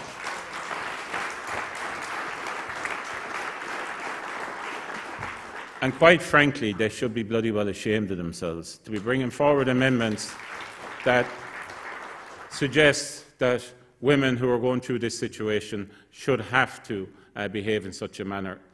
It is absolutely disgraceful to have to, as a legislator, look at these people putting forward such amendments. I also want to say, though, in relation to this whole topic, I think it's a very central theme that we, the Labour Party, should adopt the following, and I note my colleague Jerry Burke out there in the audience, who has been an advocate for this for many years, is that all services during pregnancy, all services for all women in this country should be free. And that's something we should be pushing forward as a party. I was approached by some colleagues in relation to the last motion in relation to making PrEP freely available to stop the spread of HIV and ensuring that there is a campaign of awareness and education in relation to this issue. I was told of a story of a young man who actually hadn't enough money to pay for this when he needed it. That's not appropriate. That's not the way it should be in our country. Absolutely anybody who's in need of this should be able to get this, and the fact that you don't have a few bob in your pocket should not be the reason. This is about the health of our country, it's about the health of young men and women around this country, and I fully 100% support this motion. I just want to say a few words on health, given the fact that the Chairman has been so generous with his time. Colleagues, I just want to say this. We're now in the beginning of November, and our country is facing in to absolute hell when it comes to our health services this winter. We've had 7 years of Fine Gael Ministers for Health, and in the last 2.5 years we have seen an accentuation of the differentiation between into a two-tier health system. And it was never more glaringly obvious than it was through the task report that actually came out today, which shows that the inequalities in relation to health based on income are actually one of the widest in Europe, in our own country. And they've been accentuated more so in the last 2.5 years, while the current Taoiseach finished up his time as Minister for Health, and of course Minister Harris has been in place. We have a situation now where we have our under-6s have GP cards, but of course they've stalled on the under-12s. Why? Because Fine Gael doesn't believe in universal healthcare, doesn't believe in the publicly funded healthcare system, doesn't believe that if you have money you should be entitled to a proper health service. We have 9,000 people waiting on trolleys in October, the largest figure in the history of our country. And wait for this. For every one child that was waiting 18 months for an outpatient appointment 2 years ago, there are now 20. That's in 2 years, colleagues. Like in 2 years, that figure has multiplied by 20, the amount of children that are waiting. And yet, we have Minister Harris, who still hasn't put in place a plan for this winter, who still hasn't put in place a plan for our waiting list, and who still hasn't put in a plan to deal with a whole range of chronic issues, including many of those that are faced by children, including scoliosis, that is actually working. We have a situation where our nurses are about to go on strike, and rightly so. We have a situation where our GPs are in crisis, where professionalism means that nurses, doctors, consultants and many other professionals are choosing to leave the country because of pay inequality, which has to be dealt with, and also because of the working conditions in our health service, particularly in our hospitals. It cannot continue. And I tell you solemnly, I believe that because of Fine Gael's healthcare policies, we will have people die this winter who should not die because of the inequality we have in our health service, because of the way in which people are treated. And one thing that absolutely galls me as an example of where we are when it comes to health service in this country, and it's this. You're driving along in your car and you hear a radio ad, and it's this famous ad which absolutely drives me insane, which is, isn't it good to know in an emergency, it's good to know that you can have access to a nice, friendly, private A&E to deal with all your issues. Well, I'm sorry, colleagues. In our health service in this country, what's in your pocket should not be the reason you are treated at an A&E in this country. What's in your pocket should be irrelevant. It should be based on your medical situation and medical need. And if there's ever an example of how Fine Gael are driving a two-tier health service, are ensuring that money is the medium by which healthcare is being delivered, that is a glaring example of it. The push-on that we have to ensure that private practice above public health service is always to the fore, and it always will be while they have controls of the lever in healthcare in this country. Colleagues, I want to conclude by making an ask of you, and it's this, is that tomorrow, in conjunction with Labour Women, we have three fantastic people who are being awarded the Joe Cox Award. They are Vicky Phelan, Stephen Teep and Lorraine Walsh. I know all three of them personally. I know them all very well. I would count them as friends now. We are giving them this award, and Labour Women are giving them this award because they're campaigning on cervical check and the launch of the 221 Plus group. What happened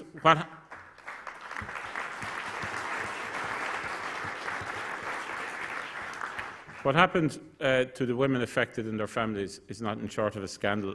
It's one of the biggest health scandals in the history of this state. These are amazing people. These are amazing campaigners.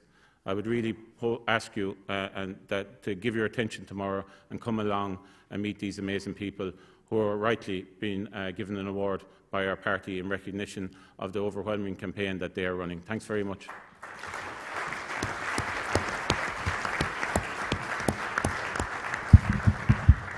Thank you, Alan. You can thank the Mike Cullen Uachtarard branch for the extra time there. Now we're going to put these motions to the floor. They, I think, are non-contentious. Motion number 1, all agreed. Quite non-contentious, I think. Motion number 2, all agreed. Agreed. Motion number 3, all agreed. Agreed. Motion number 4, all agreed. If anybody wants to vote no, shout. Motion number 5, all agreed. Agreed. Motion number 6, all agreed. Agreed. Motion number 7, all agreed. Motion number 8 fell. Motion number 9, all agreed. Agreed. Motion number 10, all agreed. Agreed. Motion number 11, all agreed. Agreed. So now we're moving to the next session, which deals with children and youth affairs. Before I invite the movers of motions 12 to 17, can I just emphasise the necessity to ensure that delegates actually state their name and branch or section when moving a motion. And I'm calling on the Castleknock branch to move motion number 12. Is there anybody from Castleknock branch?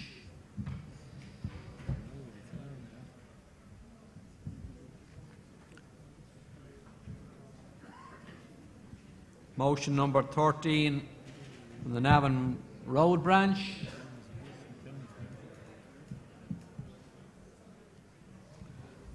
Motion number 14 from the Tallaght South branch in Dublin South West.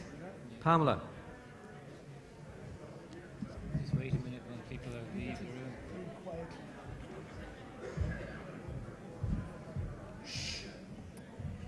Thank you, comrades. Pamela Kearns of the Teckaloe branch. I'm actually in my comfort zone here because I've been working in childcare now for the last 16 years, and While there have been significant changes, and it is great and it is improving, the emphasis for educators to upskill. Pamela, just a moment. Can you leave the room quietly if you're leaving, delegates, please? And allow the speakers. And can I ask the stewards to close the door as quickly as possible? Just a moment, Pamela. Yeah, okay. Thank Sorry you, for interrupting you. No, thank you. Just add on the time.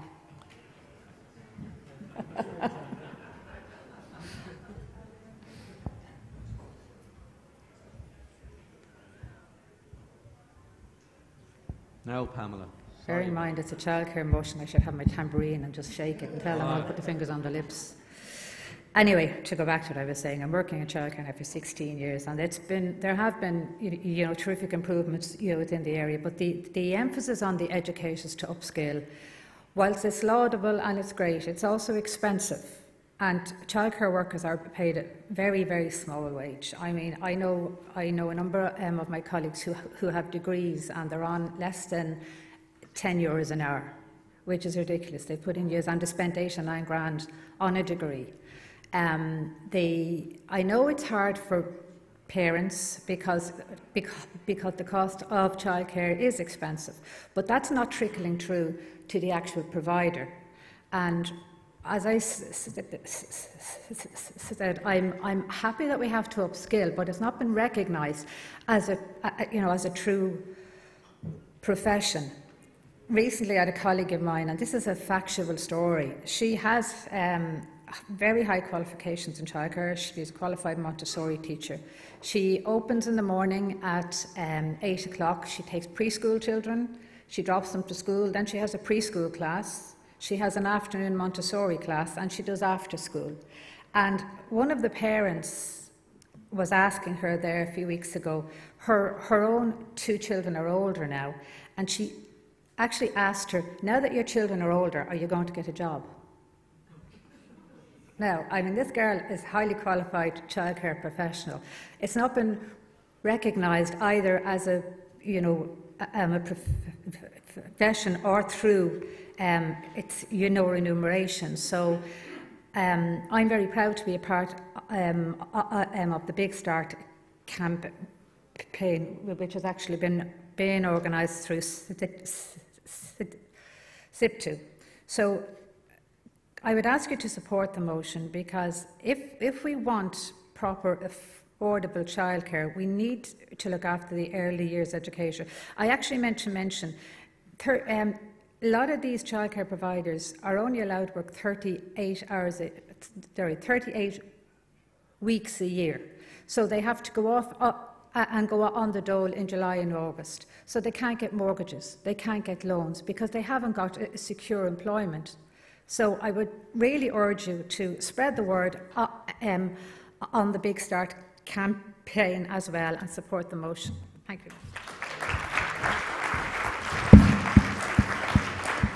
I'll be a seconder for motion number 14, formally seconded. Have we a mover for motion number 15 in the name of Galway Oranmore Branch, Galway West constituency?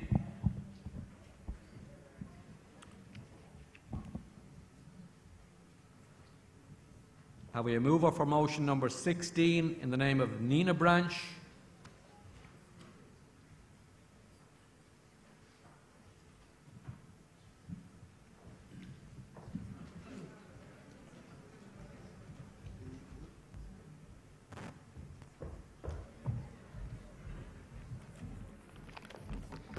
Charlie McGee, Nina, James Conley Branch. Conference calls on the Government to extend the ECCE scheme from 3 hours a day to 5 hours a day for working parents, including lone parents and guardians. The ECCE is a scheme designed to give children access to a free preschool year of appropriate programme-based activities in the year before they start primary school. This scheme was introduced in January 2010. Participation in a preschool programme, such as the one mentioned, provides children with countless benefits for their emotional and physical well-being and development. In many cases, this is their first formal experience of early learning, the starting point of their educational and social development outside the home. Children who avail of preschool are more likely to be ready for school and a formal learning and social environment. All children are entitled to 2 full academic years on the ECCE scheme, and the funding is provided directly to early years settings for children that they have registered on the ECCE scheme. The scheme is offered in early years settings, preschools, Montessori's, creches, playgroups for 3 hours a day, 5 hours a week, 38 weeks of the year. We feel that the hours offered to parents need to be extended from 3 hours a day to 5 hours to increase the benefits felt by the children themselves and their parents. Please support this motion. Is there a seconder for motion number 16? Is it formally seconded? Thank you, Delegate. On motion number 17, in the name of Temple Oak Branch, Dublin South West.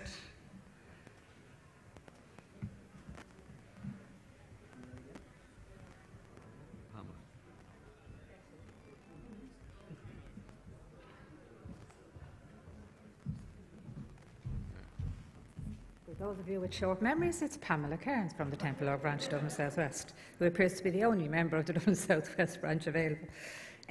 Colleagues, again, this is in my comfort zone because it's in relation to childcare. And from my own personal experience, I have had a number of children, and they've all been actually boys. In the last 16 years, I've only had one little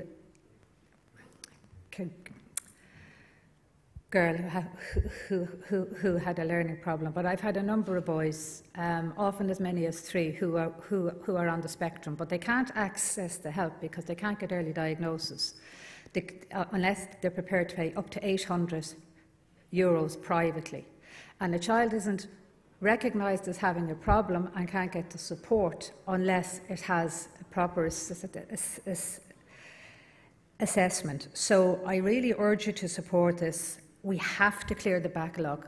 These children are being put into primary school and they haven't got the coping skills because they haven't got the proper care at the age. Early intervention is key in childcare, absolutely key. I've witnessed it over the years. I had a lad last term, his parents paid to have a carer come in to the class and help him every day, and the improvement in that child was absolutely spectacular. And he went in, and he's in a special school now, but he can cope. When he came to me, he couldn't cope, but with the early intervention that he needed, but up to then, his parents had to pay to get the diagnosis, and then they had to pay to have private care come in to me every day. That is wrong. It is morally reprehensible, so I'd ask you to support this motion, delegates.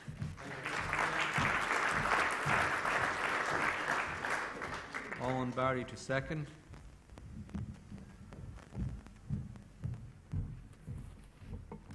Hello, delegates. Owen Barry, Labour branch in Laois. I'd like to second this motion. I work in social work in child and adolescent mental health, so I'm on the other side of the service that Pamela provides. Too often we're seeing children that are now attending our service, they should never come near us. So if a child is waiting up to 4 years for an autism assessment, their childhood is not on hold. They end up with different difficulties, things like anxiety, severe anxiety disorders. They can suffer from depression, and sadly they can also present with self-harm and suicidal thoughts. I very much support this motion. The Disability Act 2005 grants the parents of these children the right to this assessment. We need to start thinking about this. There is a patchwork system at the moment where the HSE provides some services, the disability service within the HSE can provide some service, ourselves and CAMS will provide another assessment, and then the private system provides an additional assessment. And all of this patchwork means a child can end up with files this full of assessment by the time they come to us, but nobody has done any treatment. And it ends up being an extremely inefficient system where children are getting assessment, but no actual intervention, no treatment, none of the kind of things that Pamela is talking about. For too long, we're not valuing the early childhood years, we're not valuing the staff that work in it, And I've heard all this talk about people in the Labour Party apologising for what we did in government. There seems to be no consequences for Fianna Fáil and the 2005 Disability Act, which was never fully implemented and never granted the intervention which was supposed to be part of the Act. I ask delegates to support this motion. Thank you.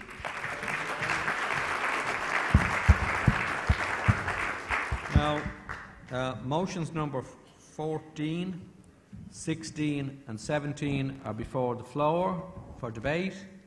I'm calling on speakers. A number of people have indicated that they want to speak, yes?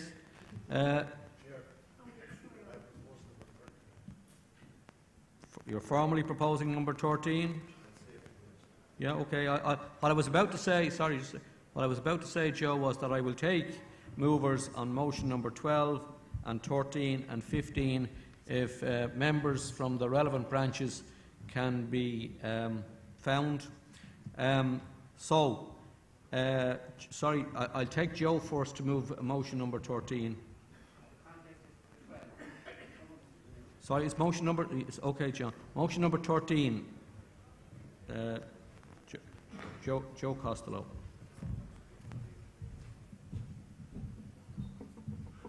Thanks, Chair. Joe Costello, Dublin Central. Delegates, this particular motion deals with early childhood care and early childhood education. And these are areas of greatest neglect nationally, and of course they're areas of greatest importance. And the figures speak for themselves. If you look at the 34 OECD countries, you find that Ireland is the second most expensive for childhood care, early childhood care and early childhood education of all those 34 for couples, and the most expensive for lone parents, for single parents. So quite clearly this motion speaks for itself, and it does mean that we as a country, we as a nation, and of course we as a party who have pushed this issue for a long time, that we must spend a lot more money in ensuring that our children, the children of the nation, are treated properly and that the finances are there to ensure that. Thank you. Thank you, Joe. So, is there a seconder for motion number 13? Formally seconded. So now, motions number 13, 14, 16 and 17. Are we a mover for 12? Yes. Name? Conor Breen.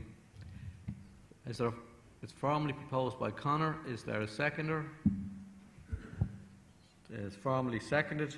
So now motions number 12, 13, 14, 16 and 17 are before the floor.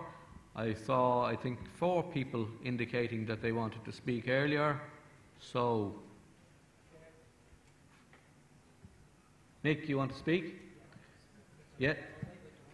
Go ahead, Mick.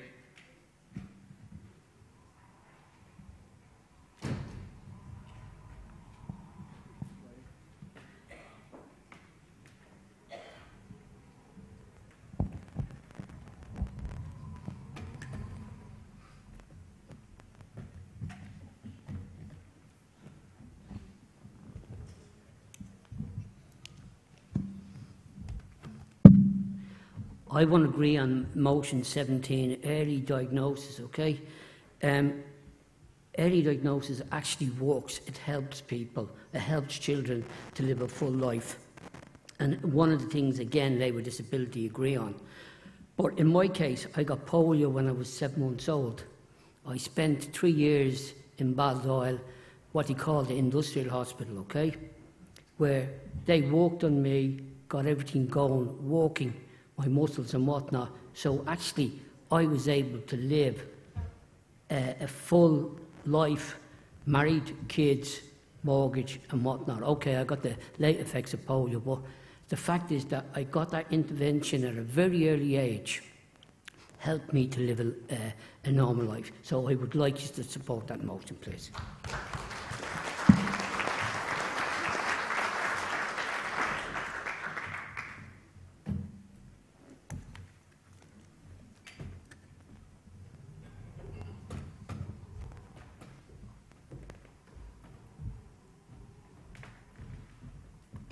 Hi, good evening, everyone. Angela Timlin, Jack Fitzgerald Branch, Dunleary. Just like to say very briefly how important early diagnosis is for people with autism, children with autism. My youngest he's 32 now, and he has autism.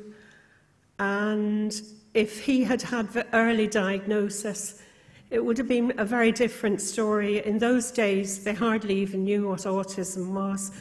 In fact, if you said your child was autistic, people often thought you meant artistic, like good at painting. And he's in residential care in Wicklow. He's very happy. He's always been a brilliant person. But if he'd had that early intervention, it probably would have made all the difference. So it's really, really important. And I despair when I hear of parents day after day on the radio who can't even get any kind of care for their children at the moment and have them at home full time. So it's very unfair, and it's very important that resources are put in. Thanks very much. Thank you, Alison.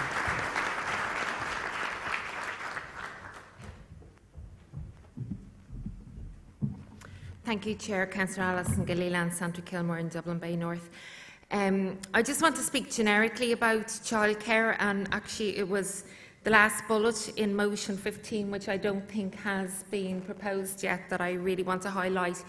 And it's that we develop a comprehensive proposal for state-led quality childcare provision that will support children, their parents and the workers. It's an area I'm really passionate about, and I think this is the next big policy area that our party has to address. We have a fabulous one in housing, which is the biggest, I suppose, financial burden that a lot of people have. Childcare is the next. And I think they are going to be two massive election issue ones. We need to show a vision for childcare, and to me that vision is public, universal childcare. It takes the financial burden of parents, and it also allows those who work in the sector to have proper remuneration, proper career prospects, pension entitlement.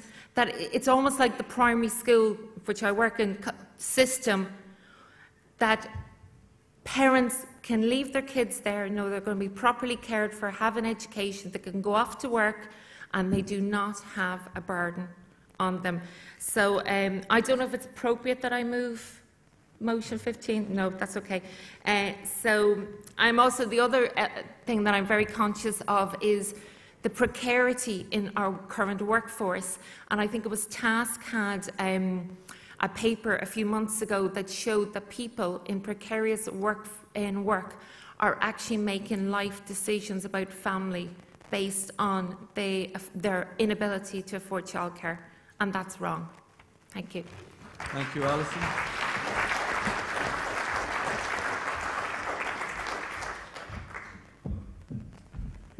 Good evening, delegates. Conor Sheehan, Thomond Branch, Limerick City North.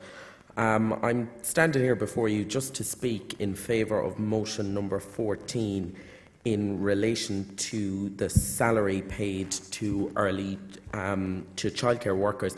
I'm not a childcare worker myself, but most of my best friends are, or should I say, were childcare workers, because, you know, I mean, the childcare sector it's really hemorrhaging workers, because when most of my friends, they went into childcare at 20, 21, 22, most of them with level 8 honours degrees. 6, 7 years later, you know, you're coming to your mid to late 20s, you want to start a family, you want to maybe look at buying a house, but you're still on €9.80, €10 an hour with no increments, and often in insecure work. And I mean, putting a child into childcare, it's, you know, when you have a young baby of, you know, 6 months, 9 months, a year, that's the most ultimate form of trust, leaving them with a childcare provider.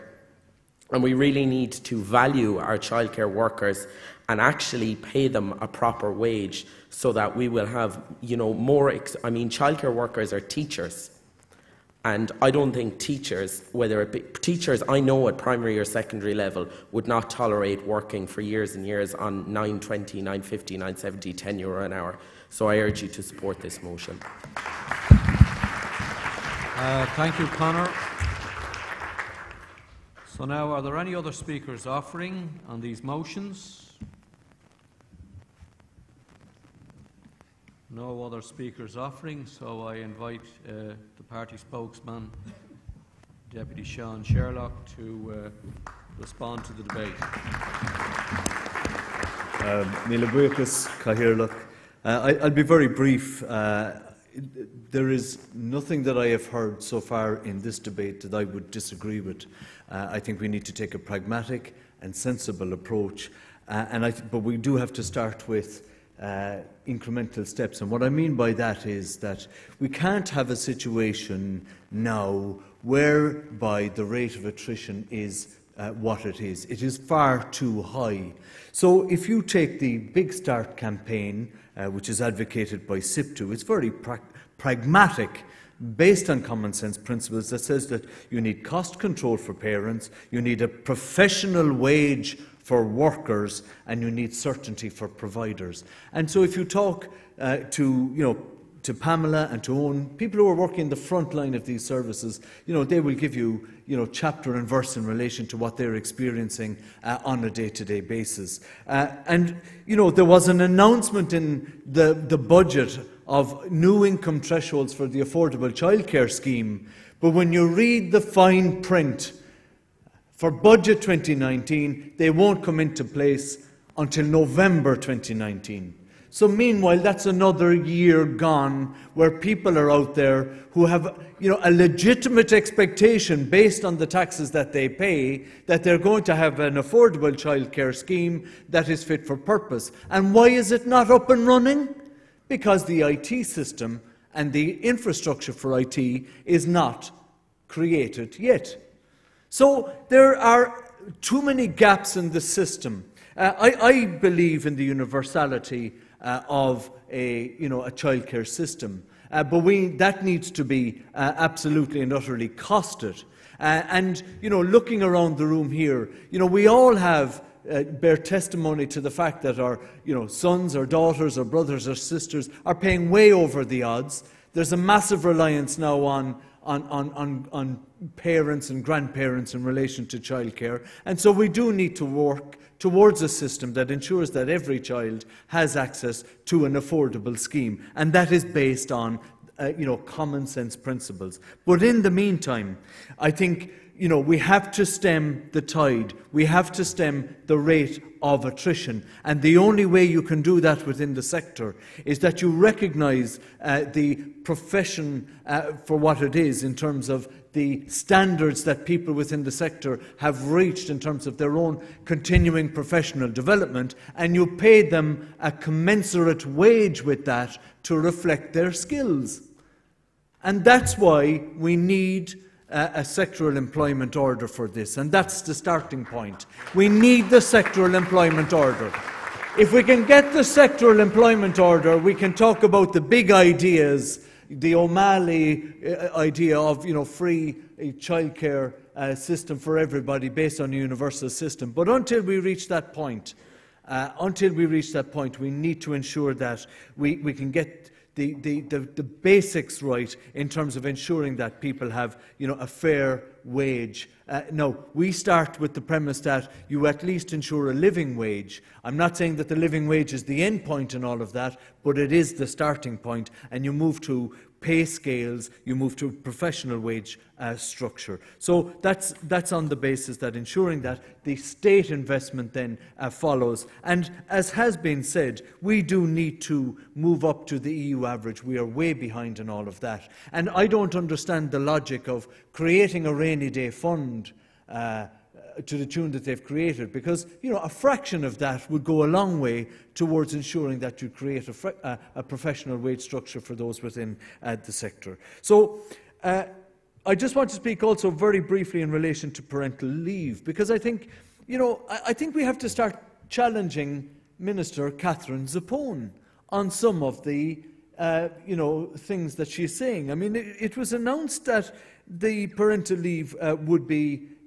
put into place in budget 2019. We're now being told that, it's now with the Department of Justice, and it mightn't happen until next year. So there are a lot of big announcements that are being made in relation to childcare, and we're now finding, once you go through the fine print, that they're not being implemented. And I think our job in government is to interrogate those decisions, which we are doing, and calling out government on them. So I wholeheartedly support the motions that are being put before us here tonight, and I commend the speakers who know better than I do what it's like to be a frontline worker. I'm a father of a child of 16 months. It's early days yet for me, but I think when you do become a parent, you realise exactly what it is that, what people within the sector are going through, and what parents, what your cohorts are going through, and what grandparents are going through in relation to the challenges that are facing citizens,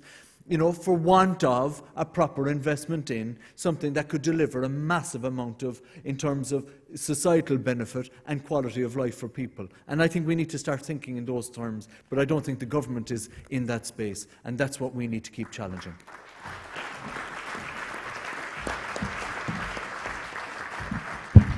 Thank you, Sean. So now we are going to vote on these motions. Again, I think they are non-controversial. So all agreed on motion number 12? Unanimity. All agreed on motion number 13? All agreed. All agreed on motion number 14? All agreed. Motion number 15 fell. Motion number 60, it wasn't moved. Motion number 16, all in favour? Agreed. Motion number 17, all in favour? Agreed. And now we're going to deal with the motions dealing with employment and social protection, motions number 18 to 26. And again, can I remind the movers of motions to state their name and branch when they're moving. And the first is motion number 18 in the name of Donnybrook Ranch in Dublin Bay South. Do we have a mover? Mover. Do we have a mover for motion number 19 in the name of Galway City Central Branch in Galway West? Sorry, Mary, you're going to move motion number 18. Sorry, Mary. You're okay, Mary. Take your time. And while you're approaching the podium, maybe somebody from Galway City Central and Galway West would think of moving motion number 19.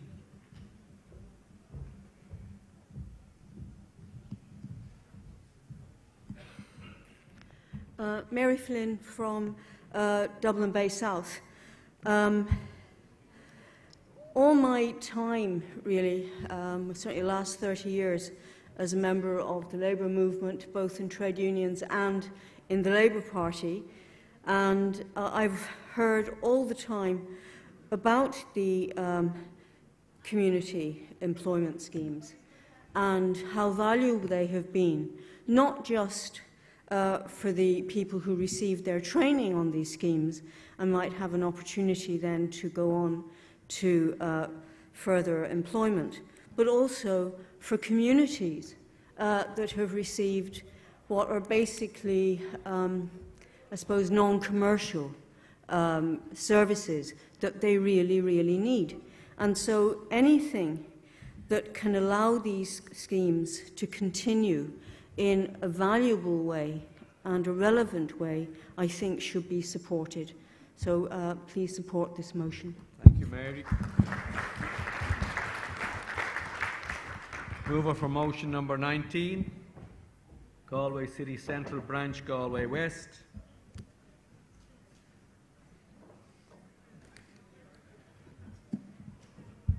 Mover for motion number 20 in the name of Dublin South West Constituency Council.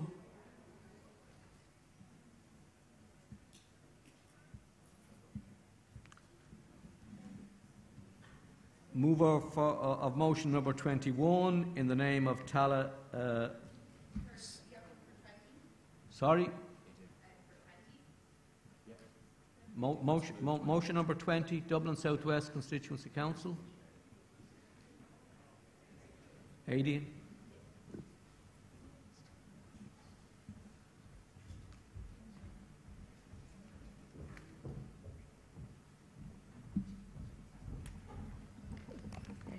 Thanks very much, comrades. Aidan Carberry, the Rathfarnham branch of the Dublin South West constituency. I'm asking colleagues today to support this motion on behalf of the constituency. I will admit that I didn't write it myself, but I suppose for me what's important about this motion is that it promotes the narrative of equality of outcome as opposed to the equality of opportunity, which we hear about so frequently in the media. When talking about actually ending disadvantage and poverty in areas all across the country. Anybody can talk about equality of opportunity. Fine Gael are talking about equality of opportunity. Leo Varadkar is talking about equality of opportunity. However, I suppose alongside that, with no sense of irony, saying that anybody who wants to get a dig out with buying a house should go to the bank of mum and dad. I don't think he really gets how equality works, but I suppose that's of no surprise to anybody in this room. But it's for this reason that I'm asking people to support this motion. Any party that is going to be talking about actually ending disadvantage and poverty is one that I want to be a part of, and therefore I think that's where the Labour Party should be. We should be to the forefront of that narrative. We should be the people that actually talk about what we want our country to look like and how it should be under well, one day hopefully a Labour government. And so I really hope that you can support the motion. Thank you very much.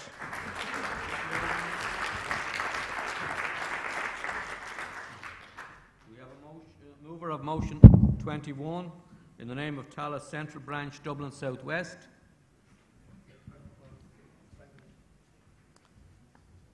Oh, sorry, my apologies. I didn't invite the seconder of motion number 20. Well, while I'm here, I'll Dennis Mackin, Tallaght Central, Dublin South West. I'll second the motion. Okay. Yes. Thanks, Dennis. All right. And you'll move motion 21 as well. Yeah. Again, Dennis Mackin, Tallaght Central, Dublin South West. This motion it speaks for itself, so I'm not going to give a big spiel about it because it's well in kilter with the thinking of the Labour Party. So I'm asking you to support this motion. Thank you, Dennis. Okay. On motion number 22, in the name of Ballymun Branch, Dublin North West, Jerry.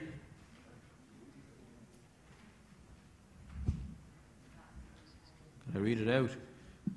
Well, while acknowledging the merits of a universal system of child benefit payments, and given the serious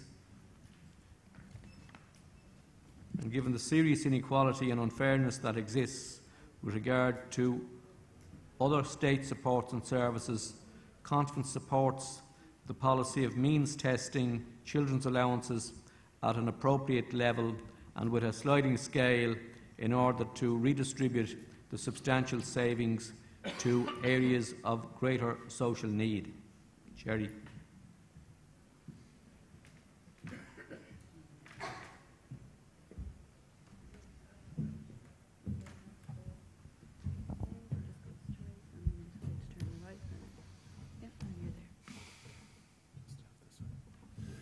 Thanks very much, comrades. I spoke to the speaker there, but it actually wasn't Jack. I was speaking to the, if you know, the big box. Can I quote two people on this place? Sorry, Jerry Kerr, Dublin North West. Jack earlier said politics is ultimately about choice. Sean said basically politics is about pragmatism and being sensible. So here we have stand back a bit. Here we have a motion which I think is probably the only motion tonight that people will vote against. So I'm asking you to please consider it. I do say to people, I understand there's some people I highly respect who disagree with this motion. So I'm asking you yourselves to think and see what you think of it. what I'm basically saying to you, my proposition is that the perfect is sometimes the enemy of the good. If we look at our child benefit system, it's €140 per month per child, 1.6 million children, 2.2 billion. If we were to have a sliding scale, at which I didn't set, I left it open, and if we were to have a cut-off point, we would, it's reckoned, if we're talking about combined income of 100,000, and we're talking about a sliding scale of losing €10 per 1,000, something like €114,000 eventually would be the cliff at which you wouldn't get any child benefit. Now, I am in favour totally of universal benefits. I get it, I get the principle. But I'm just saying, wave after wave of people tonight set out from autism to mental health to disability to childcare, how we desperately need money. So in the meantime, I'm asking you, delegates, please to be pragmatic on something like this and to consider it. I do think if you take Mick and his testimony there, for 110 million we could have everybody with a disability, not with a means tested, €164 per week, but not having to worry about that. We could put a dent into the childcare services. We could talk about autism, we could talk about early mental health intervention. There's so much. Can we afford any longer? Emotional point, to give Michael O'Leary €7,000 a year, €500 a month for his children. Would Connolly stand by this? Are we really making the perfect system the enemy of the good? Thank you.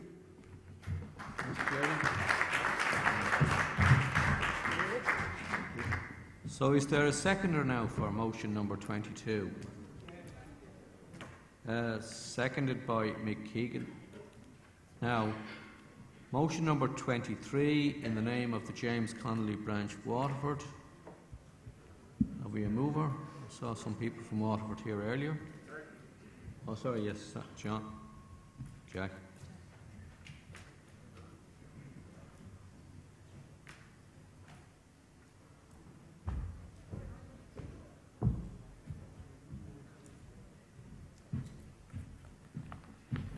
Sorry, Jack. Mick, did you intend to speak to second the motion? Yeah. Oh, my apologies, Jack. I didn't realise. I thought you were formally seconding it. I'll let you second it in a moment. Jack. Okay. Motion number 23. Recognising that the South East has a higher rate of unemployment than the national average, conference calls on the Labour Party, Parliamentary Party, to hold government to promises that they have made by various ministers to employ state agencies such as the IDA and the Enterprise Ireland to address the situation. Now, as delegates here would know over the years, even in the worst of the recession, when national unemployment was 15%, it was 19% in the South East. And as things improved and got better and better in the major urban centres, we are still behind the rest of the country. On balance, what happens with that then is we get low-paid jobs, and that reduces the spend in the local economy. Despite promises from various Fine Gael ministers, they come around when there's a factory closure and they say, oh yeah, we'll set up a task force, we'll get the IDA in, we'll get the Enterprise Ireland, we'll do the devil and all.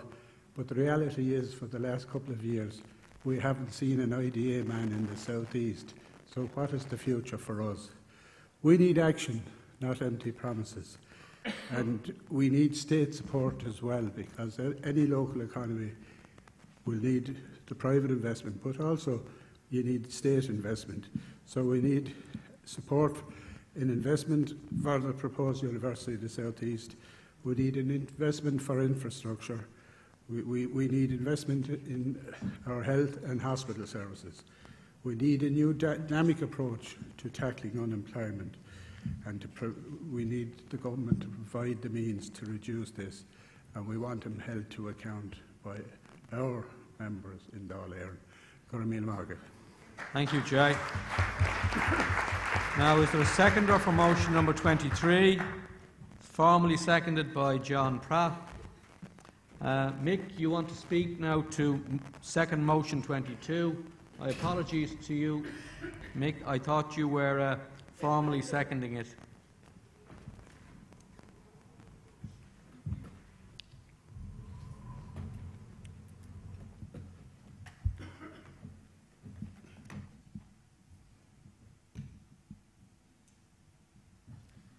Glad I brought the wheelchair. Second toy going down here. I know Jerry's motion seems controversial, you know, and I know people are going to come up and say it's probably the only income a woman would get and whatnot, and that's probably true. But you've got to remember everything else that the government hands out in the way of social welfare, disability payments, medical cards are stringently means tested. If you go over €2, you lose your medical card. That's how stringent the means tests are. Now, some of the people will come along and say it'll be too expensive. Well, if it's too expensive to do the mean testing for the children's allowance, surely to God it must be too expensive to do the mean test for the rest. And that's where I lie with the case. I think it should be debated properly, and I do agree in the scale. And some of that money could actually be redistributed into people such as disability, or given those at disadvantage a much higher children's allowance. But I think we really need to look at it and talk about it. I just want to second that motion. Thank you. Thank you, Mick.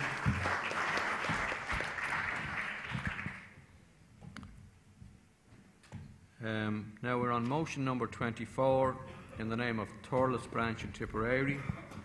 Have we a mover for motion 24?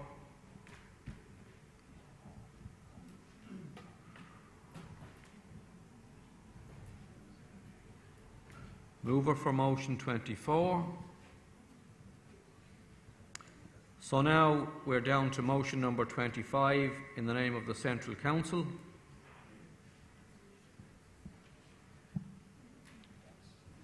Dennis.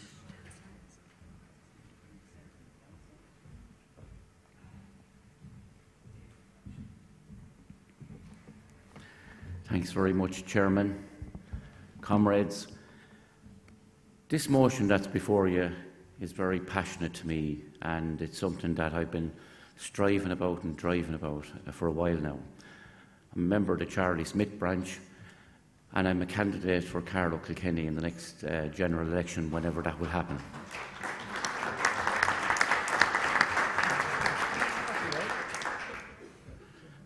I've been working alongside Jack O'Connor for 21 years now within SIPTO, and delighted to be working with him within the Labour Party. And I think it's great that this motion, I believe, is what James Connolly and the party is all about. It's very core. When we're out there and you look in the face of working men and working women, and you see the despair, and you see the stress in their face, and they're working for $9.55 an hour. And while many of us might think, and many of the people that might tune in might say, well, that's not always the case. The ESRI statistics are there to show otherwise. And when I walk across Carlow Kilkenny, and I'm sure it's right around the country, the despair, the stress that they feel. They've just brought kids back to school. They've tried their best. And now they're facing Christmas, Santa Claus, and so on. And the fear of how will we get money together. And what do? We look at a government that has just given 20 cents of an increase on top of $9.55. Despite the fact that the technical group, an independent technical group, has decided to have any kind of social acceptable standard for an individual with no dependence, to drive a very small, modest car would need $11.90 an hour just to survive. Falls well into the two-tier system. And that's the system we're in. And we as a party, we have to work hard to make sure that there's social justice. And the people that we represent the working class, can look to us for leadership and be guaranteed that through the work that has been done here at the top table by all of us and by the former leader James Connolly, that we will deliver, and we have to deliver, and prove that there's no hiding place out there. There is no hiding place for any employer that can afford to pay $11.90 an hour for their workers. Thank you. Thanks, Janice. Now, is there a seconder for that motion in the name of the Central Council? Well, you're going to respond to it. Gina will second it. I'll second it, yeah. And motion number 26 now again in the name of the Central Council. Brendan Ryan to move.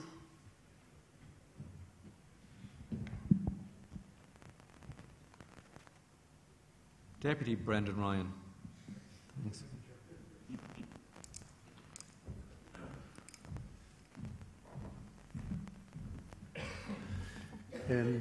Delegates, I commend motion 26 to conference and I ask for your full support for it. As spokesperson for Defence, I have consistently raised the plight of our Defence forces in the Dáil, as has our party leader Brendan Howlin. The Defence forces are organising in an unprecedented way to fight for the minimum respect and dignity in the workplace. On the 19th of September this year, over 1,000 people, led by the wives and partners of the Defence Forces organisation and the Association of Retired Commissioned Officers, marched to Leinster House in what was known as the Parade for Respect and Loyalty. I was proud to join them outside the gates of Dáil Éireann and was joined by our party leader and other members, our other Oireachtas members. Now, while some saw this powerful demonstration as a protest, in fact it was a noble parade to celebrate the brave work of the men and women of our Defence forces. Brave work that must be acknowledged and respected with appropriate wages, fair terms and good conditions.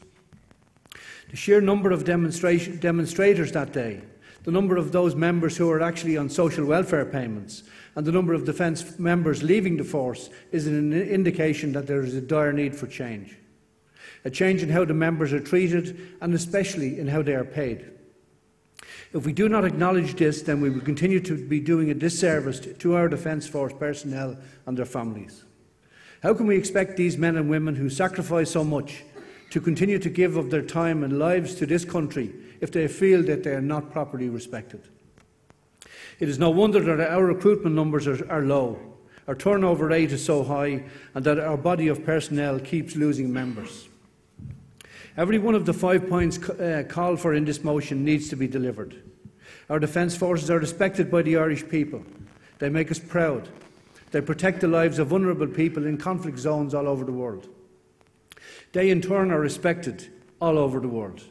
They are respected by everyone, it seems, apart from our own government.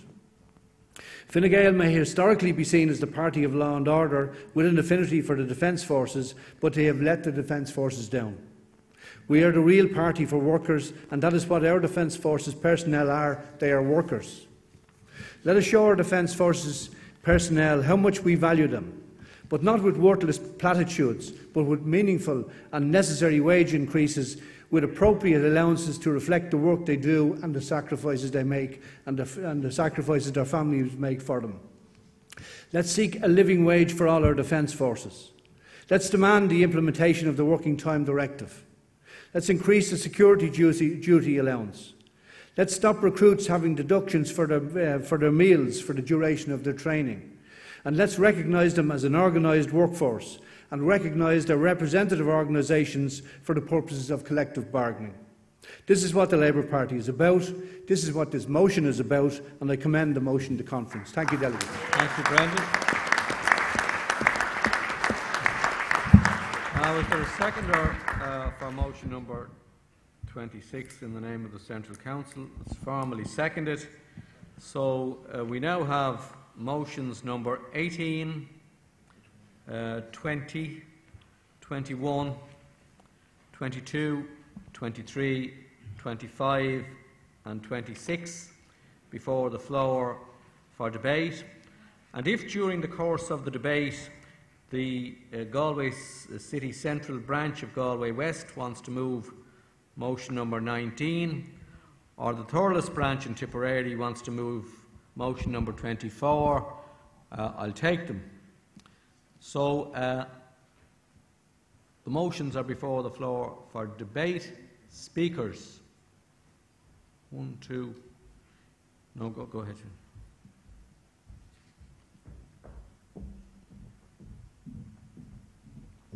Cahirlig, agus Cameron 40, Sean O'Hergine, Crave, Charlie Smith, Kilcunnig. I want to oppose motion number 22.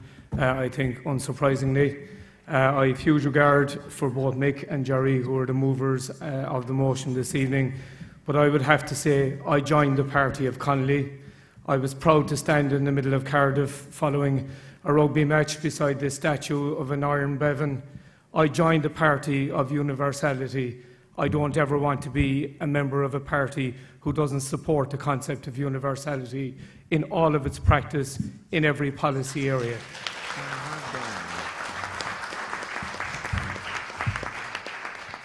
I would also have to say, as a primary school principal, that I have met the women that Mick referred to, the people who appear at times to be very well off on the outside. And we all know that in situations in real life, there are women for whom child benefit is their sole source of income. And that's not right, and it needs to be addressed. If we take this, and I fear it's becoming an increasing agenda on the left, where elements of the left want us to move towards means testing and away from universality. If we take that to its logical extension, free GP care for under sixes would not have been introduced for every child, regardless of the means of their parents. University fees would not have been abolished for every person, and I speak as one of those people who came from a family who was €100 over the means test limit for third level fees in the 1980s. And on that topic, I hope we'll be the party that will abolish the registration fee as well and reintroduce free third level education for everybody.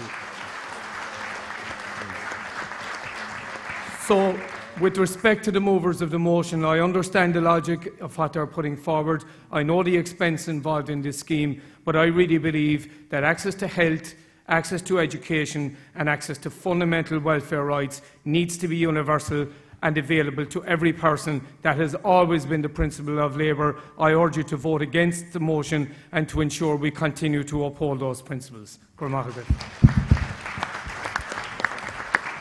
Thank you, Sean. Now, I have to remind delegates that we are getting into trouble with time. So I'm going to have to become much stricter in relation to time. But in any event, are there any further speakers offering? Eileen.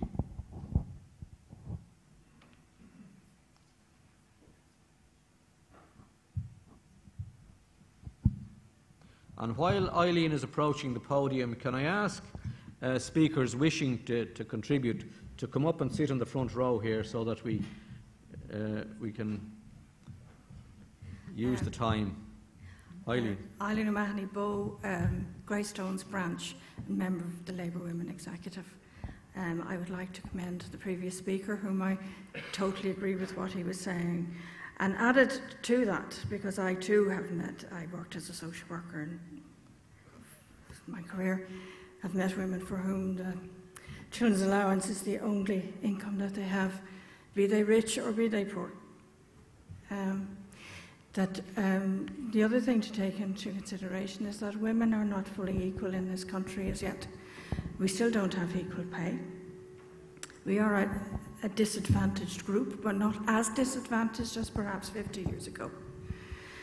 But for those mothers who get this direct payment, it is the only direct payment they get in relation to their children. Years ago, when I was filling out my tax and my children were young, I could claim a tax relief. That doesn't happen anymore. No matter how many children you have, you don't get any special consideration for them. Children's allowance is the only thing you get.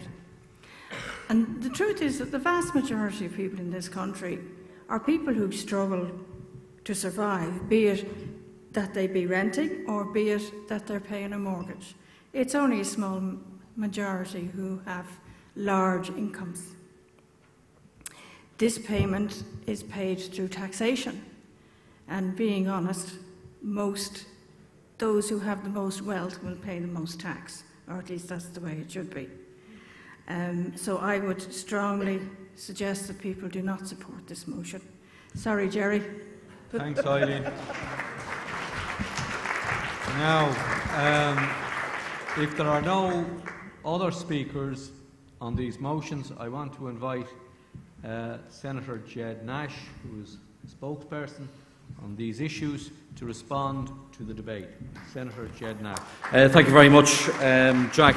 Comrades, thank you for tabling and debating these motions. Almost 1 in 5 of all motions on the conference agenda this weekend demands more rights for working people, it demands decent work, and they demand a better social protection system. I am exceptionally proud to be a member of a party that day in, day out puts the collective ahead of the individual, the common good before narrow sectional interests. A party like the man we were proud to see re-elected as President of Ireland last week, that understands that a decent society is one that's founded on the principle that there should be an income floor beneath which nobody should be allowed to fall. It was those values, Chairman, that won last Friday's election. Our social protection system has been built up and protected in very rough times by this party. It's a system built on basic human decency, not on dependency. If Peter Casey and his cronies don't like it, then he can head on back to the US where he pays his taxes. We'll keep our president. Thank you very much. This great party was founded to use every means at our disposal to address poverty and inequality wherever we see it.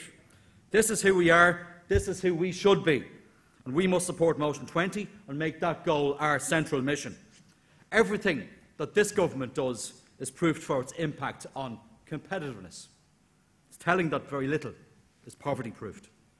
Comrades, the deepest and most searing divisions in our society are economic. Low pay, lack of opportunity, intergenerational poverty, poor housing and poor educational attainment sustains and deepens these inequalities. And comrades, that's why we will establish an economic equality agency which Brendan Howlin announced at our Thinking in Drogheda, with a remit across government to wage war on poverty and to win that fight.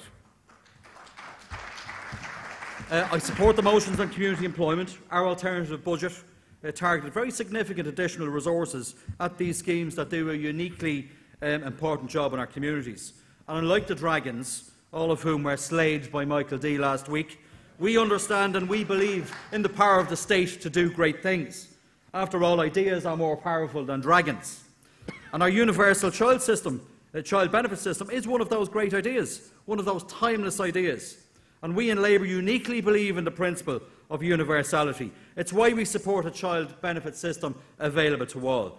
I accept, Jerry, the genuine motivation behind Motion 22 from the Ballymun branch, but I'm calling on conference to not support it. It's very rare I disagree with somebody with proud Drogheda roots, as Jerry has. I agree with the sentiments as well expressed in motions 24 and 25.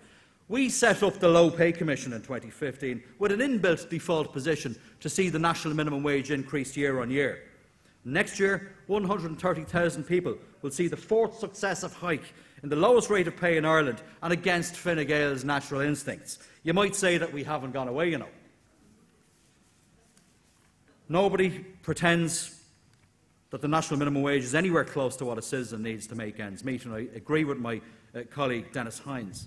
That's why Labour has led the way in the living wage. It's why we've argued for the Low Pay Commission's remit to be changed to get to €11.90 an hour. It's not OK with me that the state pays out hundreds of millions of euros each year to subsidise low-paid work, giving a free pass to massive corporations who won't pay their staff decent wages. And it's not OK with me either. It's not OK with you. It's not OK with this party that members of our defence forces, as my colleague Deputy Ryan has referenced, that they and their families are living in poverty because of their appalling pay and their dreadful terms and conditions. So when the Labour Party talks about a living wage, we start with our public servants, and our defence forces personnel absolutely should be a priority, because the state must lead by example. I support motion 26 because we can do better than this for those who put their lives on the line for our country. And this party will make sure they get the benefits, they get the rewards, and they get the recognition in their pay packets and in their terms and conditions for doing just that. Thank you. Thanks, Chair. So now we're going to vote on those motions. Motion number 18, all in favour, please show. All against. Motion number 18 is carried. Motion number 20, in the name of Dublin South West. No, sorry. Motion number 20, yes, in the name of Dublin South West Constituency Council. All in favour, please show. All against. I declare the motion carried. Motion number 21, in the name of Tallaght Central Branch in Dublin South West. All in favour, please show. All against. I declare the motion carried. Motion number 22, on the means testing of child benefit. All in favour, please show.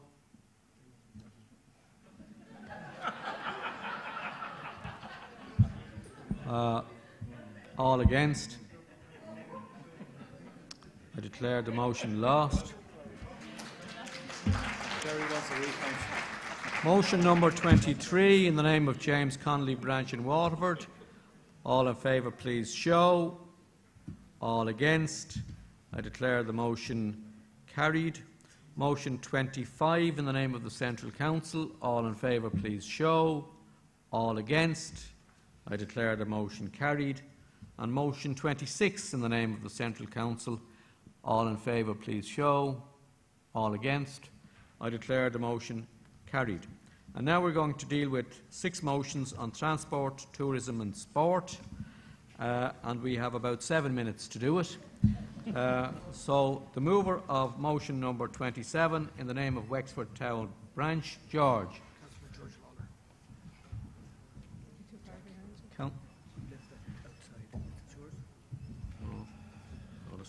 Thank you, Chair. Councillor George Lawler, Wexford Town Branch.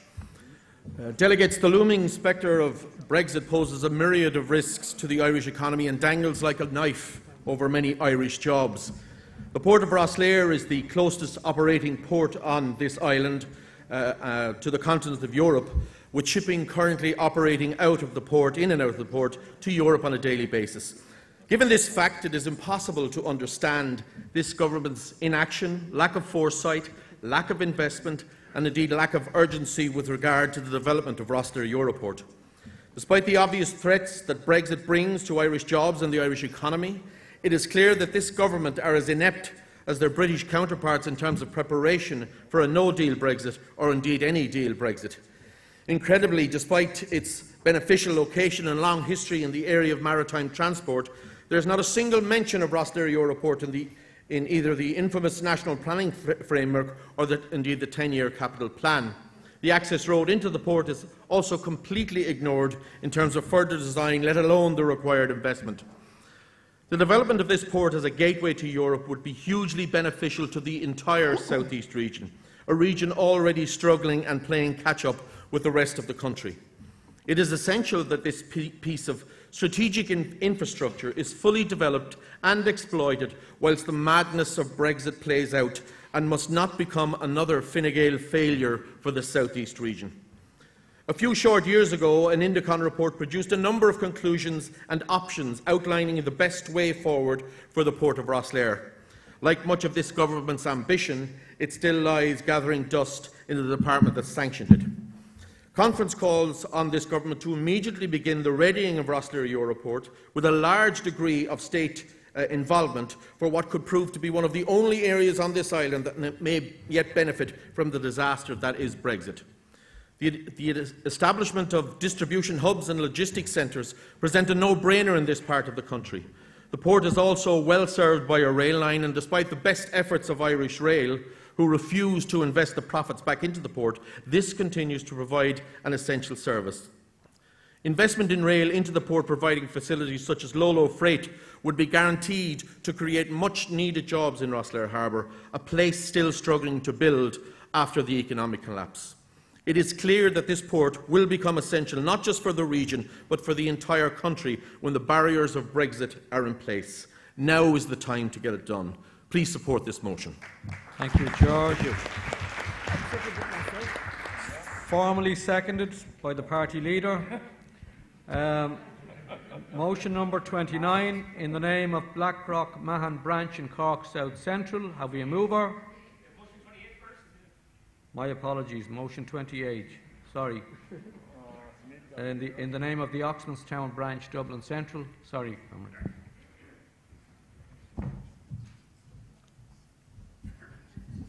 Sean Lynch, Oxmanstown Branch. I'll be brief as I know we don't have much time.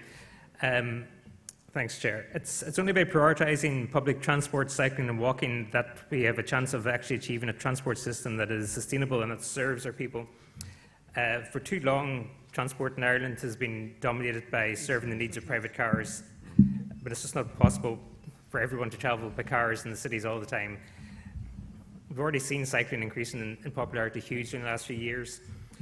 But if we want to move to the next level and change Dublin in particular to a cycling city, we need to build a network of segregated cycle lanes. The actual cost of this overall in terms of transport costs, infrastructure costs would be quite low, but it would make a huge difference. It would make a huge difference to both health and economic benefits and environmental benefits.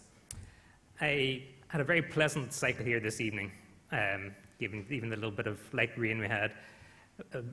And would happily cycle anywhere in the city, but there's no way I would have taken my kids here on their bikes this evening. We should be able to build a network where people, young children, can happily cycle around the city. It's not going to be hugely difficult to actually achieve, but we need the political will to actually do it. So I'd encourage you to please support the motion.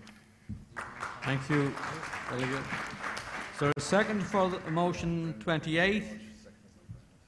Formally seconded. And motion 29 now, in the name of Blackrock Mahon Branch, Cork South Central. Peter Horgan, Blackrock Mahon Branch, Cork South Central. Conference, this is a motion that, if followed through by government, would see a sharp rise in the numbers availing of cycling lanes and cycle paths throughout our cities and counties in their commute to school and college specifically.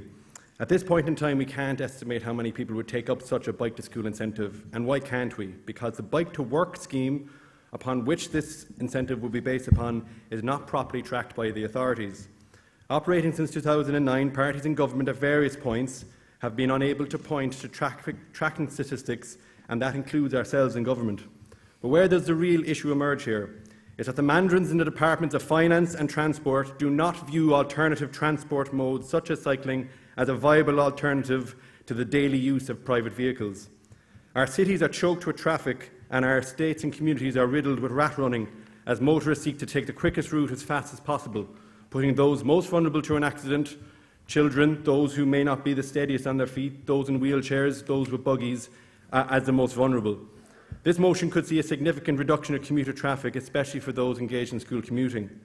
The census showed that in my own area of Cork City, taking in Mahon, Blackrock, Ballintemple, Banalock and Douglas, 66% of those commuting to school or college do so in private car. That's just over 6,000 people. How many of them commuted on bike? 1.3%, or 121 people. There's something radically wrong when you have the suburban communities of this state's second city stuck in traffic jams on a daily basis. Meanwhile, only 11% of them took public transport, just over 1,000. The vast majority of these journeys were less than 30 minutes. There are those who will say that they don't want their children, no matter what their age, cycling on the roads because it's too dangerous. Cycling is not a dangerous activity. It is the activity of reckless drivers that make it dangerous. Our roads are becoming more and more dangerous for vulnerable road users, no matter what their age. But that is not a reason to abandon all hope. There is an onus on all of us to make our roads safer. If we're serious about utilising alternative transport in Cork and wider afield, we must create a sea change in attitudes to road users like cyclists. This motion is not a panacea to cycling attitudes. We need more work from Minister Shane Ross, not vague promises and excuses of constitutional mandates. The provision of cycleways is positive. We just need to upgrade them. The public bike scheme was spearheaded by Andrew Montague in this capital. It was rolled out by Alan Kelly in Cork. It is a massive success and had over 280,000 journeys in 2017. Yet this government and the Chief Executive of Cork City Council will not roll it up. I ask the conference to support the motion. Thank you, Peter.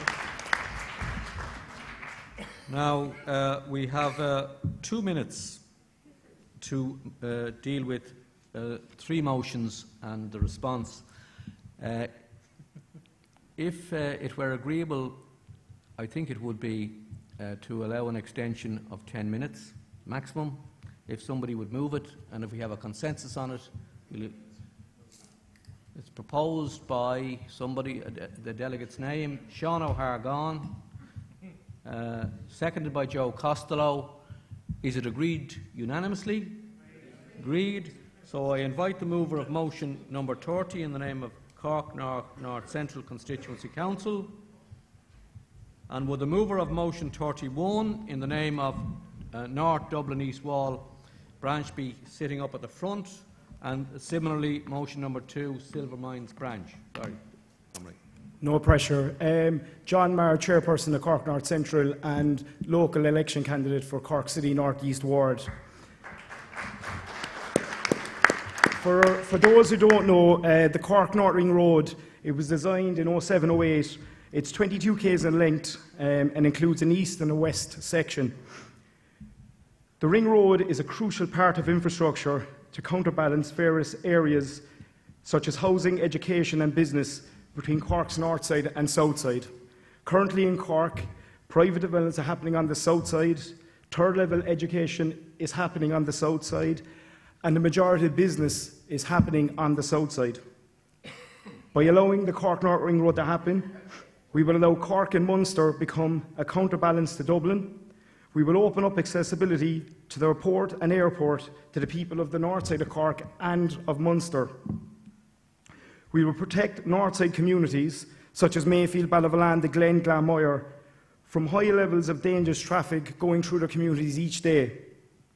We will allow them to go to work, go to school, collect their kids from soccer or buy a bottle of milk in an acceptable time. Currently, it's taking 25 minutes to do something that would take 5 or 10. It is planned and costed at approximately 400 million. It's designed and it's sitting on a shelf. There is no ambition or vision from the current Fine Gael government, and one of our Fine Gael city councillors has said, sure, that's way off. I am asking conference to vote in favour of our motion to help create businesses on the north side, which will help address the high levels of unemployment, to protect north side communities, and to develop Cork's north side, Cork City and Munster as a region. And when we do it, I propose we build both east and western corridor and not just accept second best by choosing one of them. We need to build infrastructure that's future-proofed. I urge you to vote in favour of the motion. Thank you. Thank you, John. Now, is there a seconder? Is the motion formally seconded? Formally seconded. Motion number 31 now in the name of the North Dock East Wall branch, Joe Costello. Thank you, Chairman. This motion is about transparency in the procurement of the state-funded school transport system. It's quite a major industry. Last year, 190 million was spent on 170,000 school children and 12,000 children with special needs and disabilities in the bus sector and in the taxi and hackney sector. And my concern is mainly with the taxi sector. Dublin, Bus Éireann is responsible for the entire procurement, and there seems to be no checks and balances in relation to the actual tendering process, which is an e-tender, in the sense that nobody gets a reply, they get an acknowledgement, but they're never told any reason why they don't get a contract. The contracts seem to be going not to the sole tenders, but to the companies. And if you compare that with the system that operates in Dublin Airport by the Dublin Airport Authority, where there's double checks on everything, and where, for example, Disability Ireland, the person who is allowed to carry visitors from the airport into the city centre, has to be approved by Disability Ireland. Nevertheless, with all the special needs and disability, children that are in the taxis travelling to schools all over the country, there is no such requirement in the present tendering system. So my concern is, and I'm not asking Kevin to do a fully independent investigation, but that this matter should be referred to the Public Accounts Committee to see whether or not the present system is fit for practice. It certainly isn't transparent, and I think we would be getting a lot better value for money if we had another look again at who actually is procuring the system and the manner in which they are procuring the system. And once again, we need to do that in the interests of the children and in the interests of the taxi industry, and particularly the sole traders. Thank you. Thank you. Joe. Is there a second for motion number 31? Emer, formally seconded.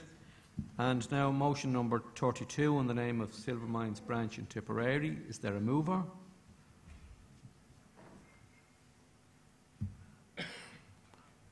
Is there a mover? No mover. So I do hope nobody wants to speak on the motions, exciting though they are. The Speaker.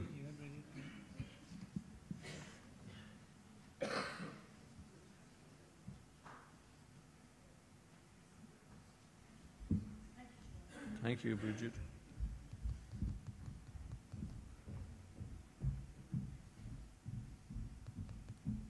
I appreciate you, Chair, giving me the chance to speak to motion 27. I am Bridget Neville, Halligan Neville actually, probably known better as Halligan here, from Wexford Town Branch. I worked in Rosslare Harbour when it was a vibrant harbour. It's not a vibrant harbour now. It had 3 hotels in it. I worked in the Great Southern, and we had 120 to 150 employed in that hotel on a seasonal basis. That's just one hotel that's gone. There's a small hotel there now. Apart from the side of the ships and the port, and that's very important, employment has to be vibrant in that community. It has to be got back again. And I implore that we try and try and try and fight to fight for that port. It's an important port to Wexford, it's an important port to Ireland, and it's an important port to Europe. It's just there on the verge to everywhere. And I advise you and implore you to support this motion. Thank you. Thank you, Bridget. Now I want to call on Senator Kevin Humphreys to respond to the debate. Kevin Humphreys. Thanks, Jack, and I got the warning that I have to do it under 3 minutes, and thanks out to everybody in the room for your patience. In relation to motion 27, I very much support it, and not just because the party leader is sitting there to my left, but Rosslare Port is a vital infrastructure to this country. We are facing a grave threat in relation to Brexit. We should be making those plans. Rosslare should be part of the plan in relation to Brexit and access to our European markets. And I wish I brought a message of hope to the conference room that the Minister actually cares. But the Minister probably couldn't find his way to Dublin Port, so I don't really expect him to be able to find his way to Rosslare Port. He's more interested in judicial appointments than the ports and our key infrastructures, and in climate change just goes over his head. But unfortunately, that is Minister Ross. Motion 28 and 29 deals with sustainable transport and in cycling and walking and access to work. Can I say I'm very proud to be in the hall of Andrew Montague, who started in 2004 putting cycling back on the agenda in this country by proposing Dublin bikes. And a lot of Dublin councillors were proud to support and back him, and hasn't it worked well?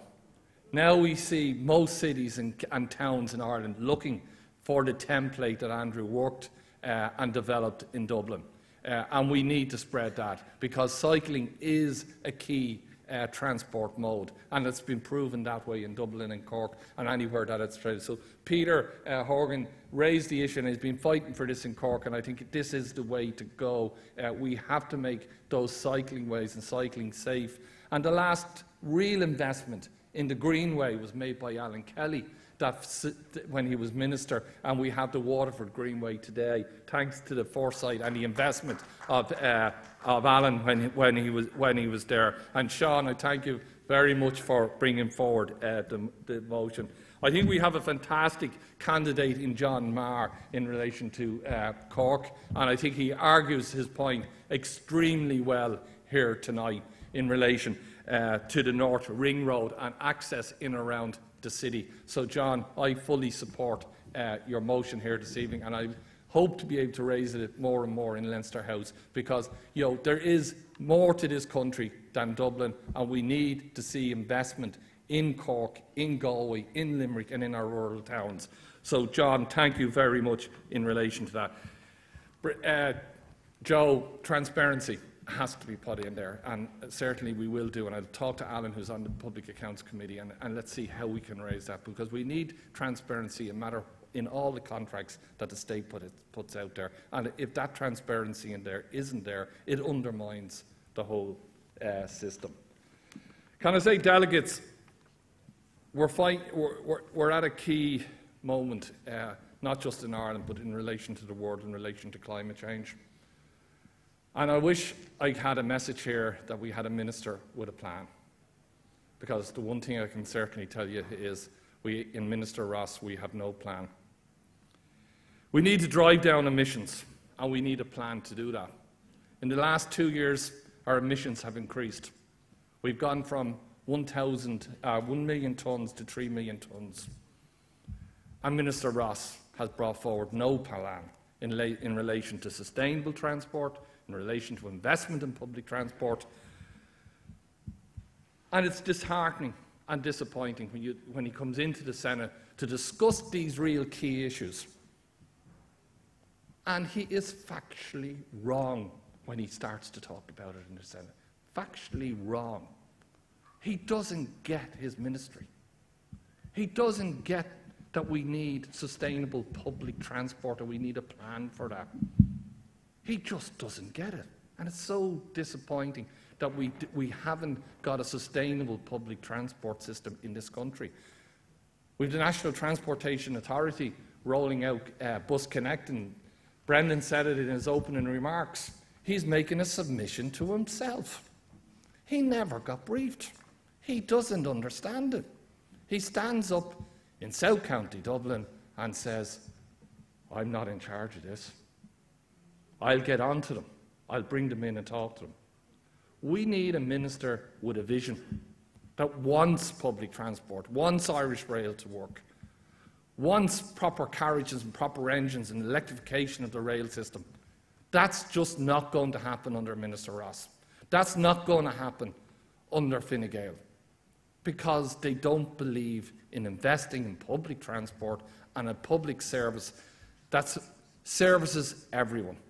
Now, Jack, I'm going to a lot more to say, but I did give a commitment that if you ran over, we'd deal with this session. But I can give a commitment here tonight to you, comrades, is that we will drive change.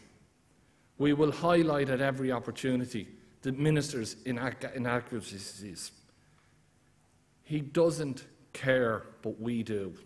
We need a transport system that will reduce our carbon emissions, that will save the planet, that will avoid millions of euros in fines to this country, and the sooner he's gone, the better. Thank you, Kevin. I'm going to vote on those motions now. I'll put them to the vote. Motion number 27, all in favour, please show. Against? Deem the motion carried. Motion 28, all in favour, please show. All against? I deem the motion carried. Motion 29, all in favour, please show. All against? I deem the motion carried. Motion number 30, all in favour, please show. All against? I deem the motion carried. Motion number 31, all in favour, please show. All against? I deem the motion carried. There was no mover for motion number 32, so the motion falls. And that brings us to the conclusion of our business this evening, but I want to invite the General Secretary to apprise you of the arrangements for the Connolly Cafe, which will take 50 seconds. Even less, to be fair. The Connolly Cafe is starting pretty much right now in the back of the ballroom, so literally behind you, behind that screen, based on it building a new republic. We have a number of speakers. There is also some wine and some finger food available. So for people who've sat in the hall for the last number of hours, I'm sure that'll be gratefully received. So please, if you could go in straight away, that would be much appreciated. And we're back here 9:30 in the morning, and obviously we have the live TV from 11 to 1. So if you could all make it along, that'd be great. Thank you. 3 minutes. Thank you.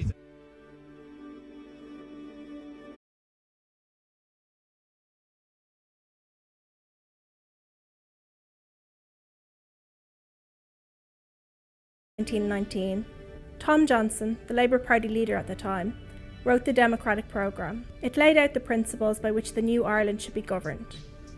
That original Democratic Programme included the values of liberty, equality and justice for all. We've come a long way, but there's still a lot of work to be done. A future fairer Ireland is, I believe, an Ireland where every child has an equal opportunity to reach their own potential, regardless of the circumstances of where they're born, where they go to school, what their parents do. In Tom Johnson's day, there was no European Union, and our relationship with the rest of the world was very different. The original document talks about international trade and international cooperation on workers' rights. But climate change and other global environmental issues were unheard of. And they couldn't have imagined then that Ireland would become a country rich enough for people from other nations to immigrate to. I want to live in an Ireland where everybody is entitled to a safe home, regardless of citizenship status, relationship status or employment status, and where measures have been taken to avoid any future housing crises. I want to live in an Ireland where, when people are sick, that they can access healthcare when they need it and not have to wait months and years to access vital healthcare. I want Ireland to be a republic that embraces equality, civil liberties and economic prosperity. And I want it to be a country that's internationalist in focus. I think that we should work with our partners in Europe to address the major global challenges of climate change, of conflict, and to do what we can to help displaced peoples wherever they may be. I would like to see an Ireland where people in both rural and urban areas have the same opportunities, where people don't have to commute 4 hours a day to get to work or pay extortionate rents up in the city. I would like an Ireland where people have the highest quality of life and can truly live their happiest lives.